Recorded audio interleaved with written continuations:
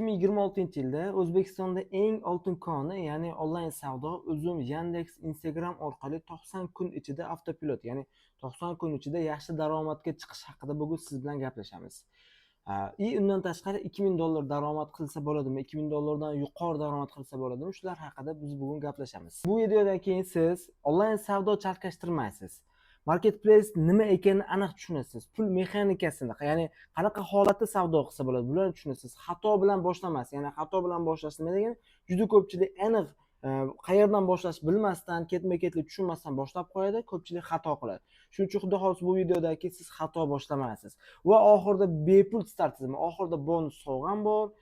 Biz Xitoy haqida yana gaplashamiz, onlayn savdo gaplashgandan keyin yuk qayerdan olish kerak. Oxirida ko'rganingizda siz uchun biz yaxshi ma'lumotni yana ulashamiz. Agar haqiqiy bilim olayotgan bo'lsangiz, like, komment yozib ketishingizni maslahat berardim va bundan keyingi videolarda nimalar haqida olib chiqaylik.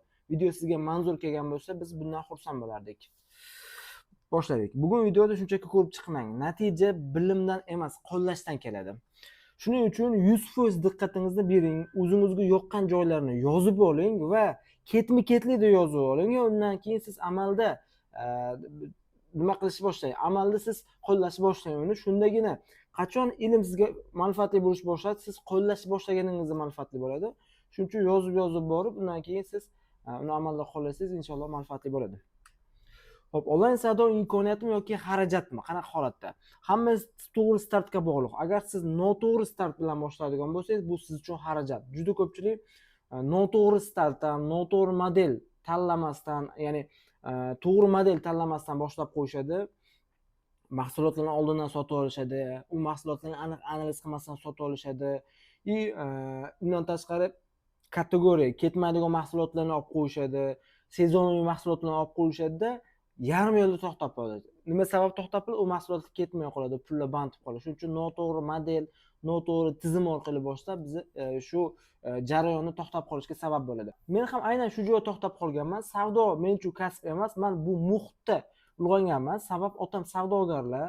Yoshlikdan biz o'sha 6 yosh, 7 yoshligimdan savdoga chiqib, rastrada savdolar bo'lardi u paytlarda. Biz katta bo'lganmiz. Hozirgacha biz savdoda o'sganligimiz uchun bu men uchun kasb emas. Yoshlikdagi meni o'rgangan hunarim desam ham bo'ladi. Har xil holat, ya'ni kasb deganda 4 yil 5 yil o'rganib emas, o'zi bizning tilimiz shunning ustida, ya'ni bozor ustida chiqqanligi uchun shunaqa talqin qilishga menga to'g'ri deb bildim. Onlayn savdoga juda erta kirganman. 2015-yilda onlayn savdoga kirish boshlaganmiz va qanaqa etapda kirganmiz. Men savdoni kecha boshlamagan. 7 yoshimda bozorga chiqqanman. 12 yoshimda birinchi savdoyimni qilganman. 12 yoshimda zamok, eski narsalarni sotardilar. Otam alohida shu 4 yil 5 yil maktabdan keyin, obeddan keyingi vaqtda chiqib yurgan paytlarimda keyin otam alohida rasta qilib, rastada yangi rasta ochilganda shu yerda joy qilib, shu yerda savdo qilasan endi deganlar. Keyin menga shu rastaga assortiment tovarlarni terib berganlar. Keyin birinchi savdoyim meni 10.500 so'm zamok sotganman. Bilmayman, 70 yoshga chiqsam juda ko'p aytaman, esimdan chiqmasa kerak. Bir pachka 100 so'mlik va 50 so'mlikdan adashmasam 10 ta edi. Ichimga sog'olib yugurganman. 12 yosh bola, tasavvur qiling. Katta summa bo'lgan u paytda borib otamga o'sha narsani ko'rsatganman. Bu hissiyot meni esimdan hech qachon chiqmasa kerak menimcha. 14 yoshimda do'kon ochganman va 14 yoshimda do'konlar kirib kelishni boshlagan va do'kon ochib, u paytda do'konlarda xuddi mana hozir onlayn savdolar insonlarga yangilik bo'libdi. Undan oldin Korzinka, supermarketlar odamlarga yangilik bo'lgan va 14 yoshimda do'konda savdo qilish yangilik bo'lish boshlagan. Savdo yaxshi bo'larmiki, bo'lmasmikin deb otam meni shu do'konni ochib, "Sen shu yerda savdo qilasan" deb do'konni qilib berganlar. Ketma-ketlikda biz yurganmiz. 15 yoshimda dilerga sherik bo'lganman. Ya'ni akfa lampochkalar, har xil elektronika mahsulotlar, elektr mahsulotlarni sotish uchun billalikda shogirdga tushib, keyin sherik bo'lib ishlaganman. 1 yildan oshiq akfa lampochkalarni tarqatib, o'sha Namanganda, o'zimiz viloyatimizda shahar va tumanlarga yuklar tarqatib ishlaganman. Bunda ham yaxshi tajriba qilganman. 16-17 yoshlarimda telefon bilan shug'ullanishni boshlaganman. Telefonlarni sotishi, aksessuar sotishi, undan tashqari telefon va BU telefonlarni Qozog'iston, Koreya, Qirg'izistonlardan olib kelib tarqatishni boshlaganman. Va do'konlar uchun do'konlarni ko'paytirib, o'zimiz viloyatimizda katta ob'yomda, bunda ham yaxshi ob'yomda yuk olib kelib tarqatishni boshlaganman. Xo'p, savdo men uchun trend emas, bu bolalikdan kelgan hayotim bo'lganligi uchun shu ketma-ketlikda biz bosib o'tganmiz bu yo'llarni. Onlayn savdoga kirgan yo'lim, onlayn savdoga kirib kelishim tasodif emas. 2015, 2013, 2014, 2015larda bilasizlar, undan oldin Odnoklassniki, WhatsApp degan ijtimoiy tarmoqlar yaxshi rivojlangan. Keyin Telegram 2013, 2014, 2015 kirib kelgan. 2015da juda zo'r ommalashishni boshlagan O'zbekistonda va shunda men ham qiziqib, hobbi tariqasida men boshqa ishlarni telefonlar tarqatib, do'konlarda yurgan paytlarim bo'lgan. Unda va qiziqib Telegram kanallar ochganman va kanallarga auditoriya yig'ishni boshlaganman. Har xil mashina bozori kanallar, telefon bozori kanallar, e'lon kanallar, yangilik kanallarni ochib, auditoriya qilib va auditoriyamizni ko'paytirishni boshlaganmiz. Har xil joylarga reklama berib, odamlarni qiziqtirib, biza auditoriyani ko'paytirib 200 ming, 300 ming, 400 ming atrofida biz auditoriya qilganmiz va undan daromad qilishni boshlaganman. Qayerdan daromad? Reklama orqali e'lonlar joylashtiramiz, reklamalar joylashtiramiz, shu orqali daromadga chiqishni boshlaganman va shu orada, shu jarayonda menga taklif bo'lib qolgan, ya'ni onlayn savdo, shu sotayotgan mahsulotlaringdan tayyor auditoriyam bor, reklamaga pul sarflamaysan, o'zing Telegram kanalingga joylashtirib ko'r. Agar sotilsa, keyin ketma-ketlikda ishlab ketaverasan deb taklif bo'lgan. Qiziq bo'lgan menga, nima bir dona reklama, bir dona e'lon o'rniga joylashtirib qo'yish nima muammo emas. Bo'ldi, biz joylashtiramiz deganmiz. O'sha paytda birinchi sotgan mahsulotlarimiz onlaynda va birinchi o'zimiz qo'ygan reklamamiz gaming soqoladigan mashinka bo'lgan va mashinkani tayyor video roligi, undan keyin tekstlar bo'lgan, telefon raqam bo'lgan. Ya'ni u telefon raqamini ko'rib mijoz telefon qiladi. Shunaqa qilib biz kanalga joylashtirganmiz. Birinchi kunning o'zida 20 ta atrofida bizga zakaz tushgan. U zakaz tushgandan keyin bizga bu qiziq bo'lishni boshlagan. Taxminan 20 ming, 30 ming so'mdan foyda bo'lsa, 300 ming, 400 ming so'm, har bittasi 20-30 mingdan bo'lsa, 300 ming, 400 ming atrofida 600 minggacha bir kunlik zakazda foyda. Bu zo'r. Shundan keyin ketma-ketlikda 2016, 2017da kunlik zakazlarimizni ko'paytirishni boshlaganmiz. 2018, 2017larda xodimlar, ya'ni sotuv menejerlar, zakaz oladigan menejerlarni birinchi 15 talik, 20 talik xodimlarimni ko'paytirishni boshlaganman. Hozir onlayn savdoda 15 ta, 20 ta, 30 ta xodim ishlatadigan sanoqli bozorda ustozlar bor, ya'ni savdogarlar bor. Taxmin qilishingiz uchun men buni 7 yil, 8 yil oldin 10 ta, 15 ta, 20 ta xodim ishlatishni boshlaganman onlayn savdoda. Даже hozir ham kamda, hozir ham kam. Xo'p, undan keyingisida o'zi karantinga kirib ketib qolingan. Dunyoda karantin bo'ldi. Hammamiz uyda o'tirib qoldik. Lekin karantin bo'lgan davrda ham bizda ishda to'xtash bo'lib qolmadi. Nima sabab? Karantin davrida dastavkaga ruxsat berib qo'yilganligi uchun sariq logotip nima chiqarib, stiker chiqarib yopishtirib hamma yurgan.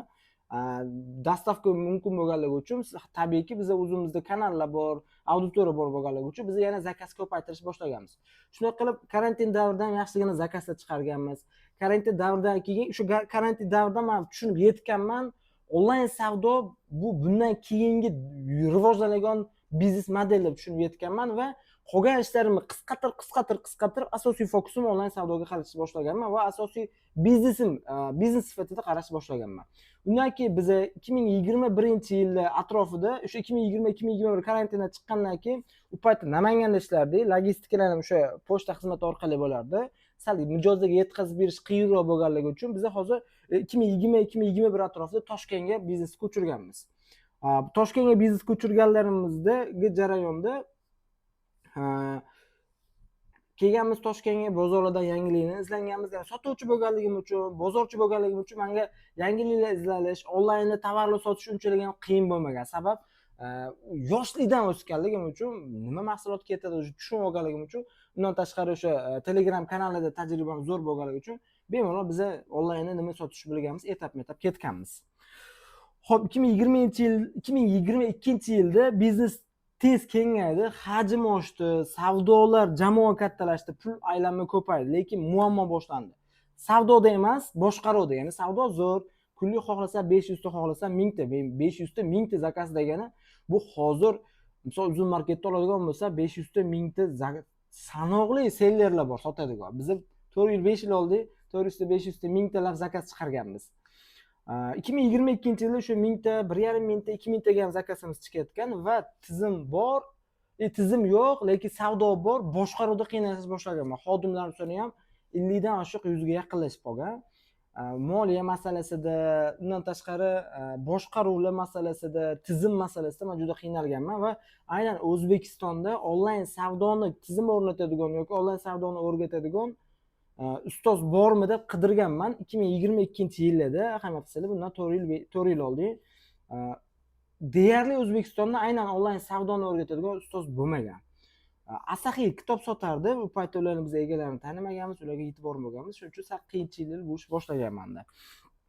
Shu ketma-ketlikda ustoz onlayn savdoda o'rgatadigan ustoz topolmaganligim uchun men onlayn savdoda ustoz topolmaganligim uchun men chuqur topolmadim. Shunda biznes o'rganishga kirishdim. Ya'ni birinchi ustozlarimdan ko'rib turganingiz Ibroh Gulyamov, bu biznesga tizim o'rnatish bo'yicha birinchi ustozlarimdan bo'lgan. Undan keyin Alisher Sayapda o'qidim, Ixtiyor Do'stmatov, Anvar Abduqayim, Infactorda juda ko'plab, undan tashqari onlayn darslarni juda ko'plab sotib oldim. Undan keyin Asror Iskandarov kursini sotib oldim, shaxsiy brend bo'yicha, Instagram yuritish bo'yicha. Undan keyin mana Humoyun So'rov va uzun marketda savdo qilish kursini ham sotib olganman 2023-yilda. qadam biza tizimlarni o'rnatib, kengaytirib, umumiy holatda 500 kishilik jamoa qilganmiz. Bular ko'rib tursangiz, sertifikatlar, shu chiqqan sertifikatlar, bunaqa sertifikatlardan mendan juda ham ko'p. Savdo qilish boshqa, tizim qurish boshqaligini men tushunib yetganman va hozirgacha biz hozirgi jarayongacha onlayn savdo haqida 2000 dan oshiq kuzatuvchilarga ma'lumotlar berdik. Ya'ni seminarlar tashkil ettirdik. Kelishadi, Toshkent shahrida seminar bo'ladi, 100 ta, 150 ta, 200 talab, 2000 dan oshiq biza kuzatuvchilarga ma'lumotlar berishni boshladik.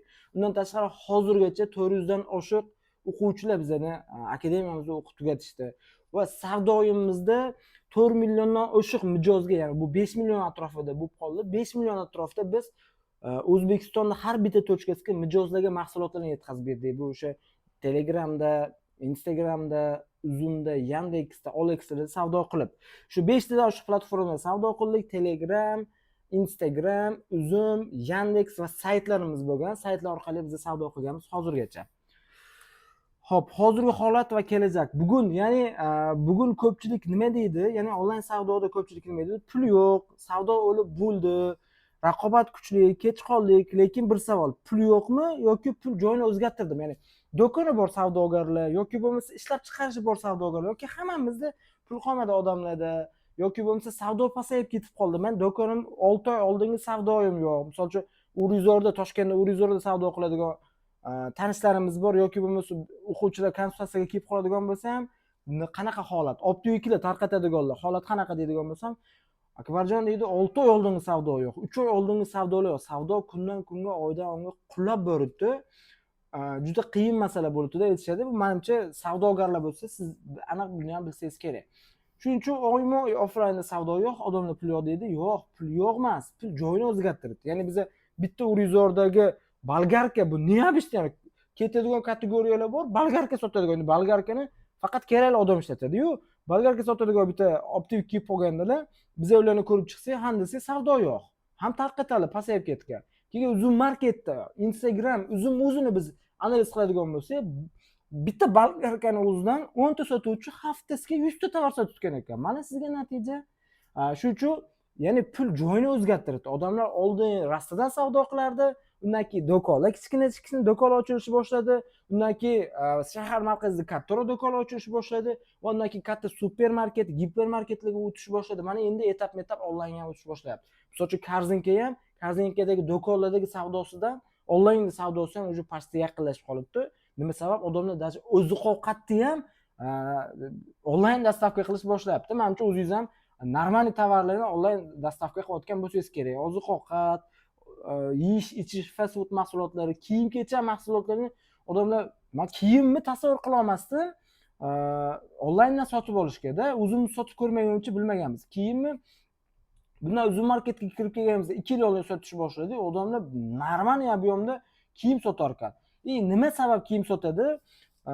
Misol uchun Uzum marketda punktlar bor, bilasizlar. Hammaning atrofida siz ko'rayotgan, videoni ko'rayotgan odam hammaning atrofida punktlar bor. Uzum punkti. Siz kirasiz Uzum marketga, platformaga, xohlagan kiyimingizni zakaz berasiz, o'sha punktga yetib boradi. Siz borib kiyib, ko'rib, tanlab olasiz, bo'ldi. Sizga yoqsa keyin pulni sanab olib ketasiz. Shuning uchun kiyimni ham savdosi zo'r. Hozir Uzumda savdo nimaiki tovarlar bo'lsa, hamma tovar sotilibdi Uzun marketda o'zida ham misol uchun. Bugun odamlar kiyimni onlayn olyapti, telefon olyapti, hatto kreditni ham onlayn olishni boshlab qolishdi. To'lovlar 100% telefon orqali bo'libdi. Hammasi to'lovli telefon orqali bo'libdi. Agar hamma xarid telefonda bo'lsa, kelajak qayerda? Keyingi 20 yil, 30 yil savdoning asosiy qismi onlayn bo'lishi aniq. Aniq bo'lib turgani shu hamma narsa telefon, Instagramda onlayn savdo, Telegram savdolar, logistikalar rivojlanib ketdi. Shuning uchun 20-30 yil qoqmasdan men ayta olaman, 20-30 yil onlayn savdo davri boshlandi. Xo'p, uzun bozor O'zbekiston chakana savdoni necha foizini tashkil qiladi deb o'ylaysiz? Ya'ni uzun market O'zbekistonning ichki chakana savdosini necha foizini tashkil qiladi deb o'ylaysiz? Bu 4 oy 5 oy oldingizda statistikamiz. O'zbekistonda umumiy aylanmasidan uzun market 2% dan ham hozir 4% ga yaqinlashib qoldi deyishdi. Hozir bu statistikamizda bizda 2%. Endi siz taxmin qilishingiz uchun bu ko'rsatkich Qozog'istonda 14,5%, 7 barobar kuchli. Yon chegara bizda qo'shnimiz, qo'shni davlatda 7 barobar kuchli. Rossiyada 24 dan 48 barobar, 25 barobar. Yevropada 20, bizdan 10 barobar kuchli. AQSh, Xitoyda ham pasti 30. 30 dan ham o'tdi deyishdi, bizdan 15 barobar kuchli. Bizda endi 2%. Bu nima sabab? Bu o'sha yana sekin-sekin odamlar onlaynda savdo qilishni, onlayndan sotib olishni, turgan joyidan tovarlar zakaz berishini dalili bu. Bu ko'rsatkichlar sekin-sekin oyma-oy kundan kunga o'sib boribdi va 6 oy oldin uzun marketni qaraganimizda kunlik 1 million dollar edi. 6 oydan keyin qaraydigan bo'lsak, bir kunlik savdo 1,5 million dollar tashkillashtirdi. Fonda bu endi nimaki tovarlar sotiladigan bo'lsa, 1,5 million dollardan pastga o'tib qoldi kunlik savdo. Xo'p, shu yo'lda bitta haqiqatni tushundim. Bozorda pul bor. Instagramda pul bor, strategiya bilan olinadi. Ya'ni uzun marketda pul bor, to'g'ri model bilan, Yandexda pul bor, tizim bilan olinadi. Biz o'sha O'zbekistonda marketplace deb oladigan bo'lsa, shu Uzumda, Instagram, Yandex. Undan tashqari pul bor, uni qanday olishni bilish kerak va bu olish bu hozir aytayotgan yo'llar orqali, o'sha strategiya, to'g'ri model, tizim bilan buni biz bemalol pullarni tushirib olsak bo'laveradi, faqat mahsulot sotib. Xo'p, onlayn savdo qanday ishlaydi? Onlayn savdo bu 24/7 ishlaydigan tizim. Ya'ni 24/7 siz uxlasangiz ham sizga savdo qilib turadi. Bemalol mijozlar xohlagan paytda tovar zakaz beraveradi. Mijoz kutmaysiz, borib yurmaysiz, joy izlamaysiz, arenda to'lamaysiz. Onlayn savdoda hech narsa to'lamaysiz. Mijoz ham do'konlarga borib yurmaydi, do'kon ochilarmikan qilib yurmaydi. Telefonning o'zidan bemalol xohlagan mahsulotini zakaz beraveradi. Shu 20 yil, 30 yilga yana bitta isboti. Misol uchun tumanni markazlari, shahar markazlari, undan keyin tumanda kichkina joylar, sentr joylarda do'konlar bor. Hozir shu kiyim-kechak olmoqchi bo'ladigan bo'lsa yoki oziq-ovqat yoki kosmetika mahsulotlari yoki parfumeriya nima soat oladigan bo'lsa ham asosiy markazdagidan tumandagi markazdagi assortiment ozroq. Nimaki ketarmiki, ketmasmikin deb do'konga odamlar sal ozroq sotib oladi. Endi hozir uzun marketga qaraydigan bo'lsangiz, nafaqat u do'kondagi, nafaqat Toshkentdagi optik do'konlar, Xitoydan alohida zakaz berib, yana Xitoydagi tovarni siz uzun marketlardan Instagramga kirsangiz ham bemalol zakaz beraverasiz. Yangilar chiqib ketdi. Bo'lib ham o'zingizda turgan manzilingiz yonida uzun marketdan olib ketasiz. Ya'ni siz bitta platformaga kirasiz, butun dunyoda trenddagi mahsulotlarni o'sha platformadan olasiz. Alaki sizga soat kerak bo'lsa, butun dunyoda zo'r soatlarni, assortimentlarni uzun marketdan kirib olasizda, offline do'konga borib turib, o'zingizda tumaningizda yo shaharingizdagi do'konga borsangiz, baribir sentrda poytaxtda singari assortiment yo'q. Nimaga? Hamma sotib olishga qo'rqadi. Offline do'konga oldindan sotib oladi, qolib ketib qoladi. Hamma olmasligi mumkin. Alaki uzun marketda bo'ladigan bo'lsa, mijozi ko'p, qulaylik yaxshi, garantiyasi bor, borgandan keyin to'lov qilasiz. Bo'lib to'lashlari bor, aksiya, skidkalar bor, hammasi bor bo'lganligi uchun bemalol odamlar, ya'ni bitta sotuvchi kirsa, mingdan oshiq oluvchi mijoz uzun marketga kirib mahsulot sotib olish boshlabdi. Xo'p, onlayn savdo daromad qanday qilinadi? Ya'ni onlayn savdo daromadni biz qayerdan qilamiz? Ya'ni mahsulot joylashtiramiz, mahsulot joylashtirasiz, mijoz buyurtma beradi. Joylashtirganingizdan so'ng sotuv narxini belgilaysiz, hamma narsa qo'yasiz, ketma-ket. Undan keyin mijoz buyurtma beradi. Siz foyda qilasiz. Mijoz buyurtmani sanab olib chiqayotgandan keyin siz foyda qilasiz. Marketplace'lar bu mijozlar tayyor. Marketplace nima deydigan bo'lsak, marketplace bu mijozlari tayyor bo'lgan platforma, programmalar bunda. Bunda platformalar ko'rsangizlar bo'ladi. Misol uchun Yandex Market, Uzum Market, Wildberries, Azollar haqida eshitgan bo'lsangiz kerak. Bular hammasi marketplace. Mijozlar o'zi olib keladi. Mijoz qidirib yurmaysiz. To'lovlarni avtomatik qabul qiladi, to'lovlarni o'zi qabul qiladi, yetkazib berish tashkil qiladi, ya'ni yetkazib berish ham, ya'ni mijozgacha yetkazib beradigan jarayonni ham marketplacelar o'zi qiladi. Buyurtmalarni o'zi boshqaradi, ya'ni zakaz sizga tushgandan keyin mijozga region O'zbekistonda qaysi tochkasidan bo'lishidan qat'iy nazar mijozga o'zi yetkazib beradi tovarlarni. Siz ikkita modelda bittasini olib borib berasiz, ikkinchisi zakaz tushgandan keyin. Ishonch muhitini yaratadi, ya'ni mijoz bilan, sizni tovaringiz bilan Uzum Marketda o'rtasidagi bilan mijozni o'rtasidagi muhitni u shakllantiradi. Ya'ni borgandan keyin to'lov qiladi, bo'lib to'lashga beradi, tovarga garantiya beradi, shu va hokazo. Shu marketplacelardan ataladi. Buni hammasi marketplacelar. Instagram yoki Telegram bo'ladigan bo'lsa, bular savdo qiladigan platforma, lekin ularda siz o'zingiz tovarni reklamasini o'zingiz qilasiz. Ya'ni mijozni o'zingiz topasiz, o'zingiz qidirasiz. Logistikalarni o'zingiz qilasiz, mijoz bilan o'zingiz gaplashasiz. Bu farqi shunda. Shuning uchun marketplacelarda mijozdan qidirib yurmaysiz, hech narsa qilib yurmaysiz. Siz o'zingiz tayyor tovaringizni sotuvga qo'yib qo'ysangiz bo'ldi. Nima tovar bo'lishidan qat'iy nazar, просто do'kon ochib sotuvga qo'yib qo'ysangiz, marketplace sizga mijoz olib kelib savdo bo'lish boshlaydi. Shu ketma-ketlikda ishlanadi va buni marketplace deb ataladi. Hop, bu raqamlar bitta narsani isbotladi, ya'ni onlayn savdo ishlaydi. Biz hozirgacha Instagramda 15 million dollardan oshiq, 4 milliondan oshiq mijozga mahsulot yetkazganmiz. 15 million dollardan oshiq savdo qilganmiz. Uzum Marketda pashti 2026-yilda 3 yil bo'libdi, 15 milliard, bu 20 milliardga yaqinlashib qoldi. 20 milliard atrofida biz savdo qilganmiz. Yandex Market ochilgandan beri savdo qilamiz. Bunda 10 ga ham yaqinlashib qoldi. 5-10 milliard atrofida biz savdo qilamiz. Instagramda shunchaki sotmaydik, biz oqim qurdik. Katta daromad, katta bizni ob'yomimiz asosan Instagram orqali bo'lgan. Telegramga kirib keldik. Instagramda katta ob'yom qilishni boshladik. Uzum va Yandex tayyor tizimda ishlashni boshladik. 6 yillik tajriba, Instagram o'zida 6 yillik tajriba, 15 million dollardan oshiq savdo. 2 million dollar shu Instagramda savdo qilish uchun, tushunib yetsanglar, mijoz qidirish uchun faqat target orqali bo'ladi. Target yoqasiz siz. Target orqali sizga mijoz kelib tushadi, keyin u mijozga siz mahsulot yetkazib berasiz. Shu targetni o'ziga 2 million dollardan oshiq pul sarflaganmiz va 4 million oshiq mijozga mahsulot yetkazib berganmiz. 15 xil kategoriya tovar sotganmiz. 15 xil kategoriya deganingiz nima deb aytadigan bo'lsak, bitta kategoriya, misol uchun kosmetika tovarlari, misol uchun kosmetika, tush, lak, pomada, shunga o'xshagan mahsulotlar bitta kategoriya. Kiyim-kechak ikkinchi kategoriya. Uy ro'zg'or buyumlar uchinchi kategoriya. Mashina aksessuar, mashinaning zapchastlari to'rtinchi kategoriya. Va hokazo shunga o'xshab 15 ta kategoriyada biz sotib ko'rmagan tovarimiz qolmagan. Hatto bat kategoriyadan mahsulotni sotib ko'rganmiz. Tizim bo'lsa hajm kerak. Ya'ni bunda biz kunlik zakazimiz 4 ming, 5 ming, 6 mingtaga chiqayotgan. Nima sabab? Tizim bo'lganligi uchun. Faqat savdo emas, 6 mingta zakaz bu nerealniy narsa. Biz shu etaplarni bosib o'tganmiz. Uzum Marketda amaylik bu 2 yillik tajribamiz hozir bizning 2026-yilda 3 yil bo'ldi. 15 milliarddan oshiq savdo, 15 xil kategoriyadagi tovarlarni sotganmiz. Feboda sotuv, Febesda kuniga 600 ta buyurtma, tizim bo'lsa bundan hajm keladi. Ya'ni Uzum Marketda onlayn savdoni qilib yurgan bo'lganligimiz uchun, nimalar sotilishini, nimalar ketishini aniq bilganligimiz uchun Uzum Marketda menga qiziq bo'lgan. Undan tashqari Uzum Market Instagramga shaxsiy brendim ishlashni boshlagan. Ya'ni sizga ma'lumot berishni boshlayman desam, saytlar, onlayn savdo desam, odamlar unchalik tushunmaganligi uchun, Uzum deganligi uchun men shu sabab Uzum Marketda Uzum kursini 2000 dollarga kursini olib, Uzum o'qib, sira savdoga kirishni boshlaganmiz. Nimaga? Uzumni ham tushunaylik, Uzumni ham savdo qilaylik va yaxshi tajriba olib, mana orada 2 yil o'tkazib, yaxshi tajriba qilib, keyin ma'lumot berishni boshladik. Yana bozorda yaxshi ma'lumot beradigan sellerlar ko'p, faqat tajribasi kam.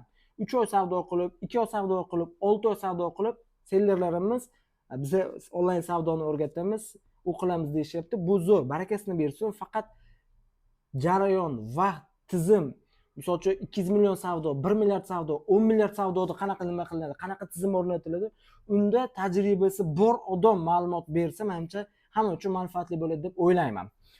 Xo'p, Yandex Market ochilgandan beri faol savdo qilamiz. O'sha 5 milliarddan oshiq bunda ham 15 ta mahsulot kategoriyasi Febe edi. Febesda to'liq savdo tizimi tez kirgan yutadi.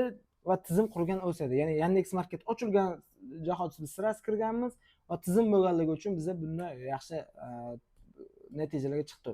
Shu Uzum Market kursini mediaga sizlarga ma'lumot berish uchun $2000 o'lib tajriba qilib, 2 yil tajriba qilib, 15 milliarddan oshiq savdo qilib, o'rganib, keyin mediaga ma'lumot berishni boshlaganman. Va biz birinchi kirganimizda birinchi oyning o'zida birinchi 40 kunlikda 1,5 milliard atrofida savdo qilganmiz. 1,5 milliard so'm atrofida. Bu yerda bizning muvaffaqiyatimiz nima? Biz onlaynda nima sotishni bilamiz. O'zi asosiy muammo nima mahsulot sotishni bilmaslik. Ko'pchilikning muammosi to'g'ri mahsulot sotib olmasdan pullari yukda qolib ketib qoladi, shu yerda to'xtab qoladi. Shuning uchun biz bu narsalar o'zimizda tovarlar bor, nima sotishni bilganligimiz uchun unchalik ham biz uchun muammo bo'lmagan Uzum Marketda savdo qilish.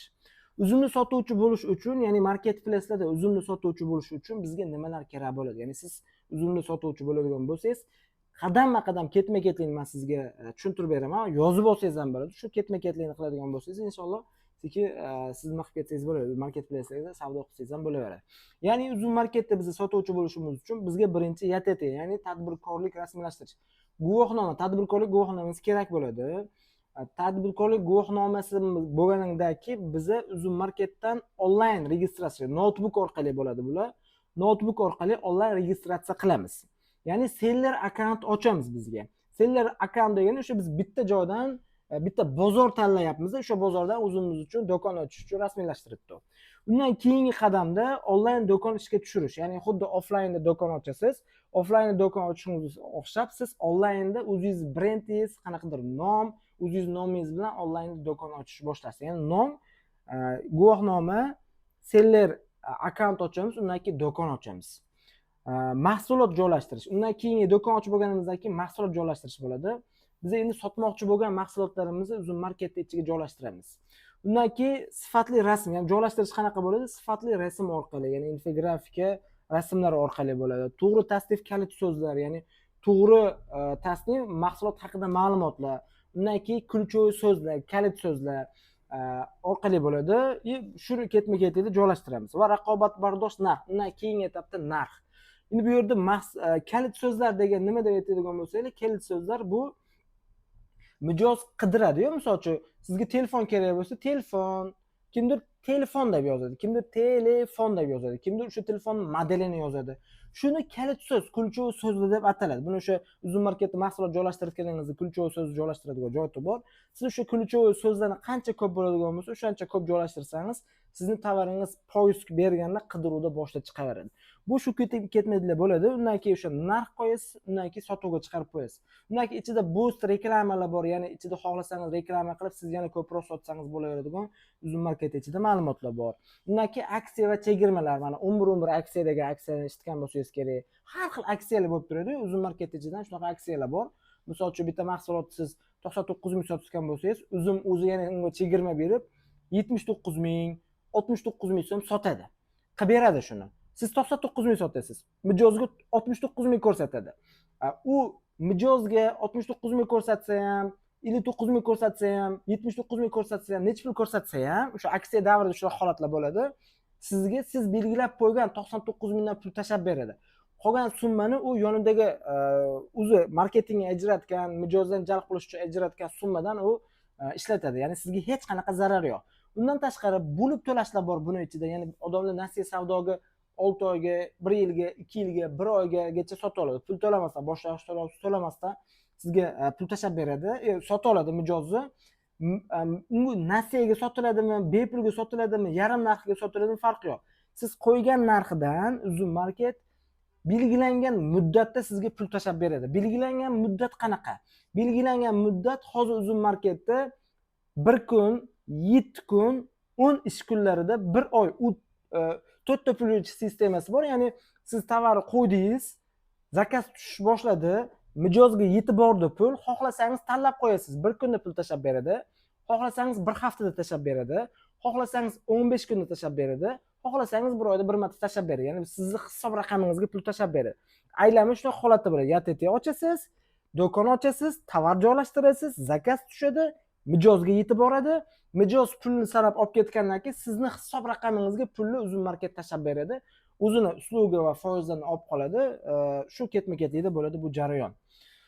Aksiya chegirmalarda qatnashasiz, tizim to'g'ri qurilsa, savdo boshlanadi. Ya'ni siz ketma-ketlikni to'g'ri qiladigan bo'lsangiz, savdo to'g'ri sizga kirib keladi. Xo'p, Yandex Marketda ham xuddi shu Uzum Market bilan bir xil. Bunga ham tadbirkorlik guvohnomasi, seller akkaunt ochish, do'kon ishga tushirish, mahsulotlarni joylashtirish, to'g'ri strategiya, ya'ni narx yetkazib berish va undan keyingisi o'sha reyting va mizoz sharhlari. Yana sizlar tushunishingiz uchun bitta siz guvohnoma YTT ochasiz, bir dona YTT ochasiz va u bir dona YTT orqali Uzum Marketda ham do'kon ochsangiz bo'ladi, Yandex Marketda ham do'kon ochsangiz bo'ladi, Instagramda ham do'kon ochsangiz bo'ladi. Bemalol xohlagan tovaringizni siz joylashtiraverasiz. Endi Instagramda qanaqa savdo qilinadi? Ya'ni marketplace tushunchali bo'ldi, menimcha. Tushunmagan joylaringiz bo'lsa kommentariyada yozib ketsanglar, biz unga ham javob berib ketamiz va ular haqida yana qo'shimcha videolar qilishni ham boshlaymiz. Qanaqa savollaringiz bo'lsa, kommentariyada yozib ketsangiz va video qo'llab-quvvatlab, undan tashqari bizning kanalimizga a'zo bo'lib qo'ysangiz, sizga yana yaxshi ma'lumotlar, xudo xolasa, biz ulashishda davom etamiz. Xo'p, endi marketplace'da tushundik. O'zim Yandexda shu ketma-ketlikda biz seller bo'lib sotuvchi bo'lar ekanmiz. Endi Instagramda qanaqa holatda bo'ladi? Instagramda sahifani to'g'ri upakovka qilish. Ya'ni sahifani to'g'ri upakovka qilish, xuddi Instagram akkauntingiz bor-ku, rasm joylashtirasiz, bio qismini yozasiz.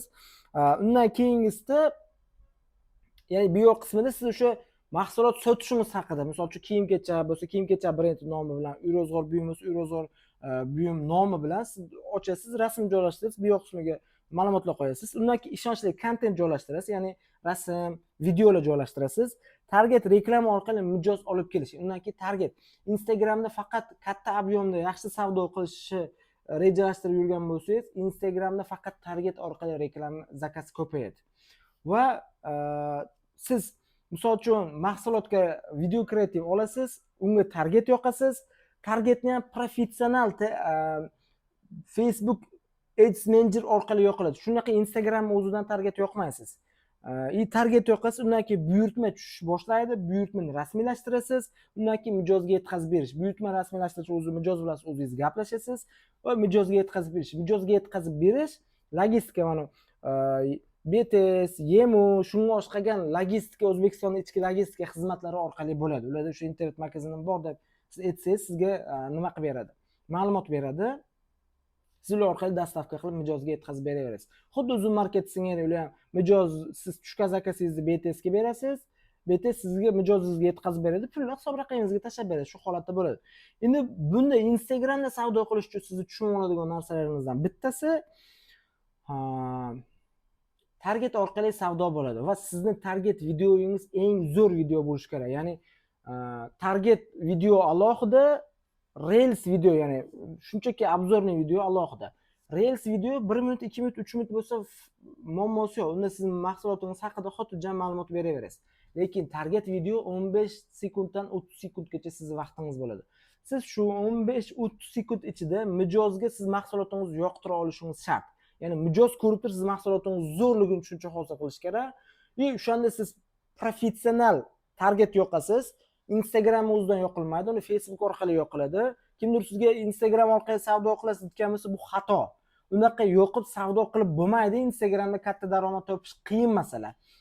Siz Facebook orqali professional target yoqasiz va bo'lib ham leadga yoqasiz. Lead nima deydigan bo'lsangiz, lead sizga mijoz qiziqibdi-da, Reels ko'ribdi-da, siz reklamangiz chiqib qoldi-da, nomer qoldiradi. Haligi nomer sizga kelib tushadi va siz mijozga: "Assalomu alaykum, hurmatli mijoz. Siz bu mahsulotimizga qiziqish bildirgan ekansiz. Sizga qayergacha yetkazib beramiz? Mahsulotimiz narxi 199 ming so'm. O'zbekiston bo'yicha dastavka xizmatlarimiz bor va mahsulot siz qo'lingizga yetib borgandan keyin to'lov qilib olib qolasiz" deb ma'lumot berasiz. Ya'ni lead tushadi, leadga siz qo'ng'iroq qilib sotasiz. O'sha targetingiz sizni sotadigan kontent bo'lishi kerak. Target faqat sotuv uchun bo'ladi. Target videosi. Prosta siz Reelsga joylashtiradigan 1 minutlik yoki 2 minutlik videolarga target yoqib sotuv qilaman degan bo'lsangiz, aynan shu joyda siz xato qilib o'tkazasiz. Bunaqa savdo qilinmaydi. Biz shu 4 milliondan o'sha mijozga yetkazib bergan bo'lsa, har bitta mahsulotga alohida video ishlaymiz va video bu sotuvchi videolar bo'ladi. Shuning uchun shu ketma-ketlik aniq tushunib olsangiz, inshaalloh siz yaxshi savdo, yaxshi daromad qila olasiz.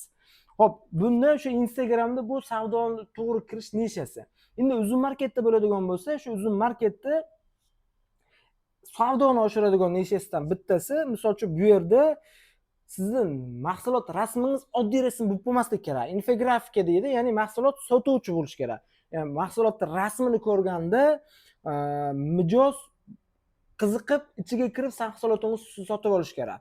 Tushunishingiz uchun marketplace'larda, Uzum, Yandexlarda sotuv qiladigan eng yaxshi nishasidan bittasi bu rasm. Rasm zo'r bo'lish kerak. Endi Telegram bilan Instagramda bo'ladigan bo'lsa video kreativ zo'r bo'lish kerak. Shunda siz yaxshi savdo qila olasiz. Xo'p. Endi marketplace'larda 3 ta asosiy savdo modeli bor. Ya'ni bu model ya'ni marketplace'da 3 ta asosiy savdo modeli bor. Febo, Febes, Debes deb ataladi. Buni ko'p eshitgan bo'lsangiz kerak, agar onlayn savdoga qiziqib yurgan bo'lsangiz. Febo nima? Febo bu siz sotmoqchi bo'lgan mahsulotlaringizni oldindan Xitoydan yoki bozordan oldindan sotib olasizda, buni uzun skeletiga olib borib joylashtirib qo'yasiz, keyin sotuvga chiqadi. Siz undan keyin mahsulotingizni sota olasiz. Febes nima? Febes siz sotmoqchi bo'lgan mahsulotlaringizni uzun marketga rasmiylar ma'lumotlarni joylashtirasiz. Undan keyin siz sotuvga chiqarasiz, zakaz tushadi. Qarang, Feboda yuk omborga olib borib qo'yasiz, Febesda yuk o'zingizda turadi. Zakaz tushadi. Tushgan zakazsiz keyin siz o'zingizni yaqinroq bo'lgan atrofingizdagi punktlarga, Uzum punkti bo'lsa Uzumga, Yandex punkti bo'lsa Yandex punktiga olib borib berasiz. Yoki skladlar bo'ladigan bo'lsa skladlarga olib borib berasiz. Febes sistemasi shu sistemada, ya'ni zakaz tushdi. Zakaz tushgandan keyin 1 ish kunidan 4 ish kunigacha siz omborga olib borib bersangiz bo'laveradi. Punktga olib borib bersangiz bo'laveradi Febes sistemasida. Endi Debes sistemasi. Debes sistemasi bu jaydarish tilda, o'zim tushuntiradigan tilda tushunyapman. Buni o'z jarayonlari, qisqartmasi bor, umumiy uzun sonlari bor, harflari bor, nomlari bor hammasi. O'zim jaydarish tilda Debes bu siz sotmoqchi bo'lgan mahsulotlaringizga zakaz tushadi. Zakaz tushgandan keyin siz mijozga o'zingiz yetkazib berasiz. Xuddi Instagramda zakaz tushsa, mijozga siz logistikasini o'zingiz qilib berasiz-ku. Debesda ham xuddi shunaqa. Nima mahsulot bo'lishidan qat'iy nazar, dastavkasini xohlasangiz shu O'zbekistonda pochta orqali yoki o'zingizni viloyatingizni belgilab qo'ysangiz ham bo'ladi. Bemalol o'zingiz ham yetkazib bersangiz bo'ladi Debes bo'limida. Endi bundan asosan qurilish materiallari, logistikasi borlar va mebel, qurilish mollari sotadiganlarga zo'r tushdi. Misol uchun mebel tushsa 15 kunda yetkazib beraman, 30 kunda yetkazib beraman deb belgilab qo'ysa bo'laveradi Debes bo'limida. Zakaz tushgandan keyin yasaydi, yasab shu 30 ish kunida mijozga olib borib siz bemalol o'rnatib bersangiz bo'laveradi. Debes bo'limi zo'r. Endi mana shu 3 ta Febo, Febes, Debes bo'limida qaysi bir siz o'zingizga qulayligini yozib qo'yasiz. Ya'ni men guvohnoma qildim, uzumni mahsul do'kon ochdim, undan keyin qaysi modelni yetkazib beraman. Endi men shu yerda juda ko'pchilik qiladigan xato bor. Shu xatoni siz ham qilib qo'ymang. Ko'pchilik qiladigan xatolar Febo, Febesda qaysi modelda savdo qilishni bilmasdan juda ko'pchilik bozorda ham yoki Instagramlarda ham Xitoylarga olib borib yoki o'sha bozorlardan, optik bozorlardan yuklanib sotib olishadi, ya'ni Feboda sotish uchun. Ya'ni siz hali sotib ko'rmagan mahsulotingizni oldindan sotib olasiz. Misol uchun aytaylik, bir 10 millionlik yoki 20 millionlik Feboda sotish uchun Xitoydan yoki o'zimizda optik mahalliy bozorlardan yuk sotib oldingiz. Lekin hayotingizni sotib ko'rmagansiz. Sotib ko'rmagansiz, kimnidir gapi bilan yoki analitika saytlar bor, shu analitika saytlar orqali siz sotib ko'rsiz, analiz qilsizda, uni siz Xitoyga zakaz beraverasiz yoki oldindan sotib olasiz o'zimizning mahalliy bozorlardan. Siz sotmagansiz uni. Lekin analitika saytlardan qilasiz. Shu yerda ko'pchilik xato qiladi-da. Misol uchun 20 xil tovar oldingiz, bir 20 millionlik. Uzum skeletga olib borib joylashtirdingiz. Haligi 20 xil tovar sotiladi deb даже uzum o'zi ham garantiya bermaydi-da. Endi Feboda bitta minus tarafi bor, plus tarafi bor. Minus tarafi 30 ish kunidan keyin, misol 1 oy siz omborga skladga olib tovar joylashtirib qo'yasiz, 1 oy bepul saqlaydi. 1 oydan keyin sotilmagan har bitta tovaringizga arenda yozishni boshlaydi. Qarang, arenda yozishni boshlaydi, bu pul yozadi xana. Undan tashqari siz hamma pulingizga tovar oldindan sotib olgansiz, sotilmayapti. Pulingiz band, pulingiz tovarda qolib ketib qoldi, bo'shamaydi pul janavar. Bo'ldi, shu bilan shu joyda juda ko'plab sellerlar, juda ko'plab sotuvchilar shu joyda to'xtab qolib ketib qolibdi. Lekin model noto'g'ri. Endi FBS'da oladigan bo'lsa, FBS'da siz mahsulotni qo'shasiz, mahsulotni sotuvga chiqarasiz, zakaz tushgandan keyin yetkazib berasiz. Ha, endi bunda nima farqi bor? Unda yukni olib borib berdim, bunda o'zimda turadi, keyin olib borib beraman. Yo'q, bunda to'g'riroq qilsa bo'ladigan yo'li bor. Qanaqa? Bunda siz o'zingiz tanishingiz yoki optik do'konlar bilan borib kelishasiz. Misol uchun, meni optik do'konim bor. Aytaylik, men qo'l soati sotaman. Siz qo'l soatini uzun marketda sotaman deb kirdingiz. Men oldimga kelasiz, "Aka, meni uzun marketda do'konim bor. Sizni mahsulotlaringizni joylashtirmoqchiman." Bo'ldi, zo'r. Men sizga Telegram kanalimni beraman. Optik rasmi narxlar bilan bo'ladi. Siz uni Telegram kanalimdagini o'zingizga do'koningizga joylashtirasiz. Misol uchun 50 ta tovar joylashtirdingiz, qo'shdingiz, sotuvga chiqardingiz. Qaysinisidan zakaz tushadigan bo'lsa, siz o'shanisiga pul tikasiz. Ya'ni mijozi bor, FBSda zakaz tushsa keyin yetkazib berasiz. Konkret mijozi bor, siz o'sha nechta zakaz tushsa o'shanga pul tikyapsiz va u tikisgan pulingiz necha pul foyda qilasiz aniq bila olasiz. Tasavvur qilishingiz uchun, 50 ta zakaz tushdi, 50 ta tovar mijozi bor, siz unga konkret pul tikasiz. Mana shu jarayonda misol uchun 100 ta tovardan 60 ta, 70 ta, 80 ta, 90 tagacha sotiladi borgandan keyin, lekin 100 tasi ham sotilmay qolmaydi-da, yo 80 ta sotilmay qolmaydi. Отказ bo'lsa, mijoz olmasa sizga qaytarib olib keladi. Lekin ketib turgan tovar bo'ladi. 10 dona, 15 donani qaytadan siz sotaverasiz-da. 100 ta, 200 ta, 500 ta qolib ketib qolmaydi. Ya'ni umuman pul tikmaysiz, faqat yuk tushgan, zakaz tushgandan keyin tikasiz. Endi bu yerda siz, men yuqorida 4 ta pul sizga tushirib beradigan ketma-ketlik bor dedim-ku, bir kunda tushirib beradigan belgilab qo'ysangiz, sizga har 2 kunda, har bir kunda pulingiz tushaveradi. Masala yo'q. Bir haftani tanlasangiz, bir haftada tashab beradi. 15 kun va 30 kun tanlaydigan bo'lsangiz, siz tanlagan kuningizdan pulingizni tashab beraveradi. Ya'ni FBSda siz savdo qilsangiz, risk kamroq. Undan tashqari, oldindan hech qanaqa yuk sotib olmaysiz. Bunda endi ovoragarchiligi bor. Ha, to'g'ri. Misol uchun FBSda har kuni zakaz tushsa, bitta tushsa ham meni oldimga kelishingiz kerak. Ikkita tushsa ham meni oldimga kelishingiz kerak. Keyin sotib olishingiz kerak. Buni ham yo'llari bor. Juda zo'r yo'llari bor. Video davomida men sizga tushuntirib ketaman. Xo'p, sotuvchi qayerda foyda qiladi? Ya'ni marketplace'da biz sotuvchi bo'ladigan bo'lsa, qayerda foyda qilamiz?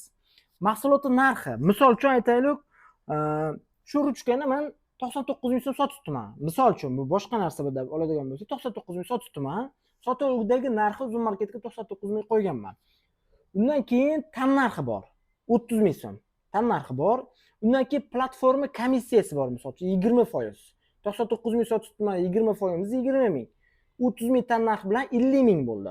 Undan keyin mayda xarajatlar, ya'ni mayda xarajatlar strechlaysiz, soliqqa 1% to'laysiz. Taxminan strech boshqa mayda xarajatlaringizga yo'l kira, mayda chuyda, misol uchun ketganiga 10 ming so'm. 10 ming so'mni qo'shasiz, qolgan qismi sof foyda.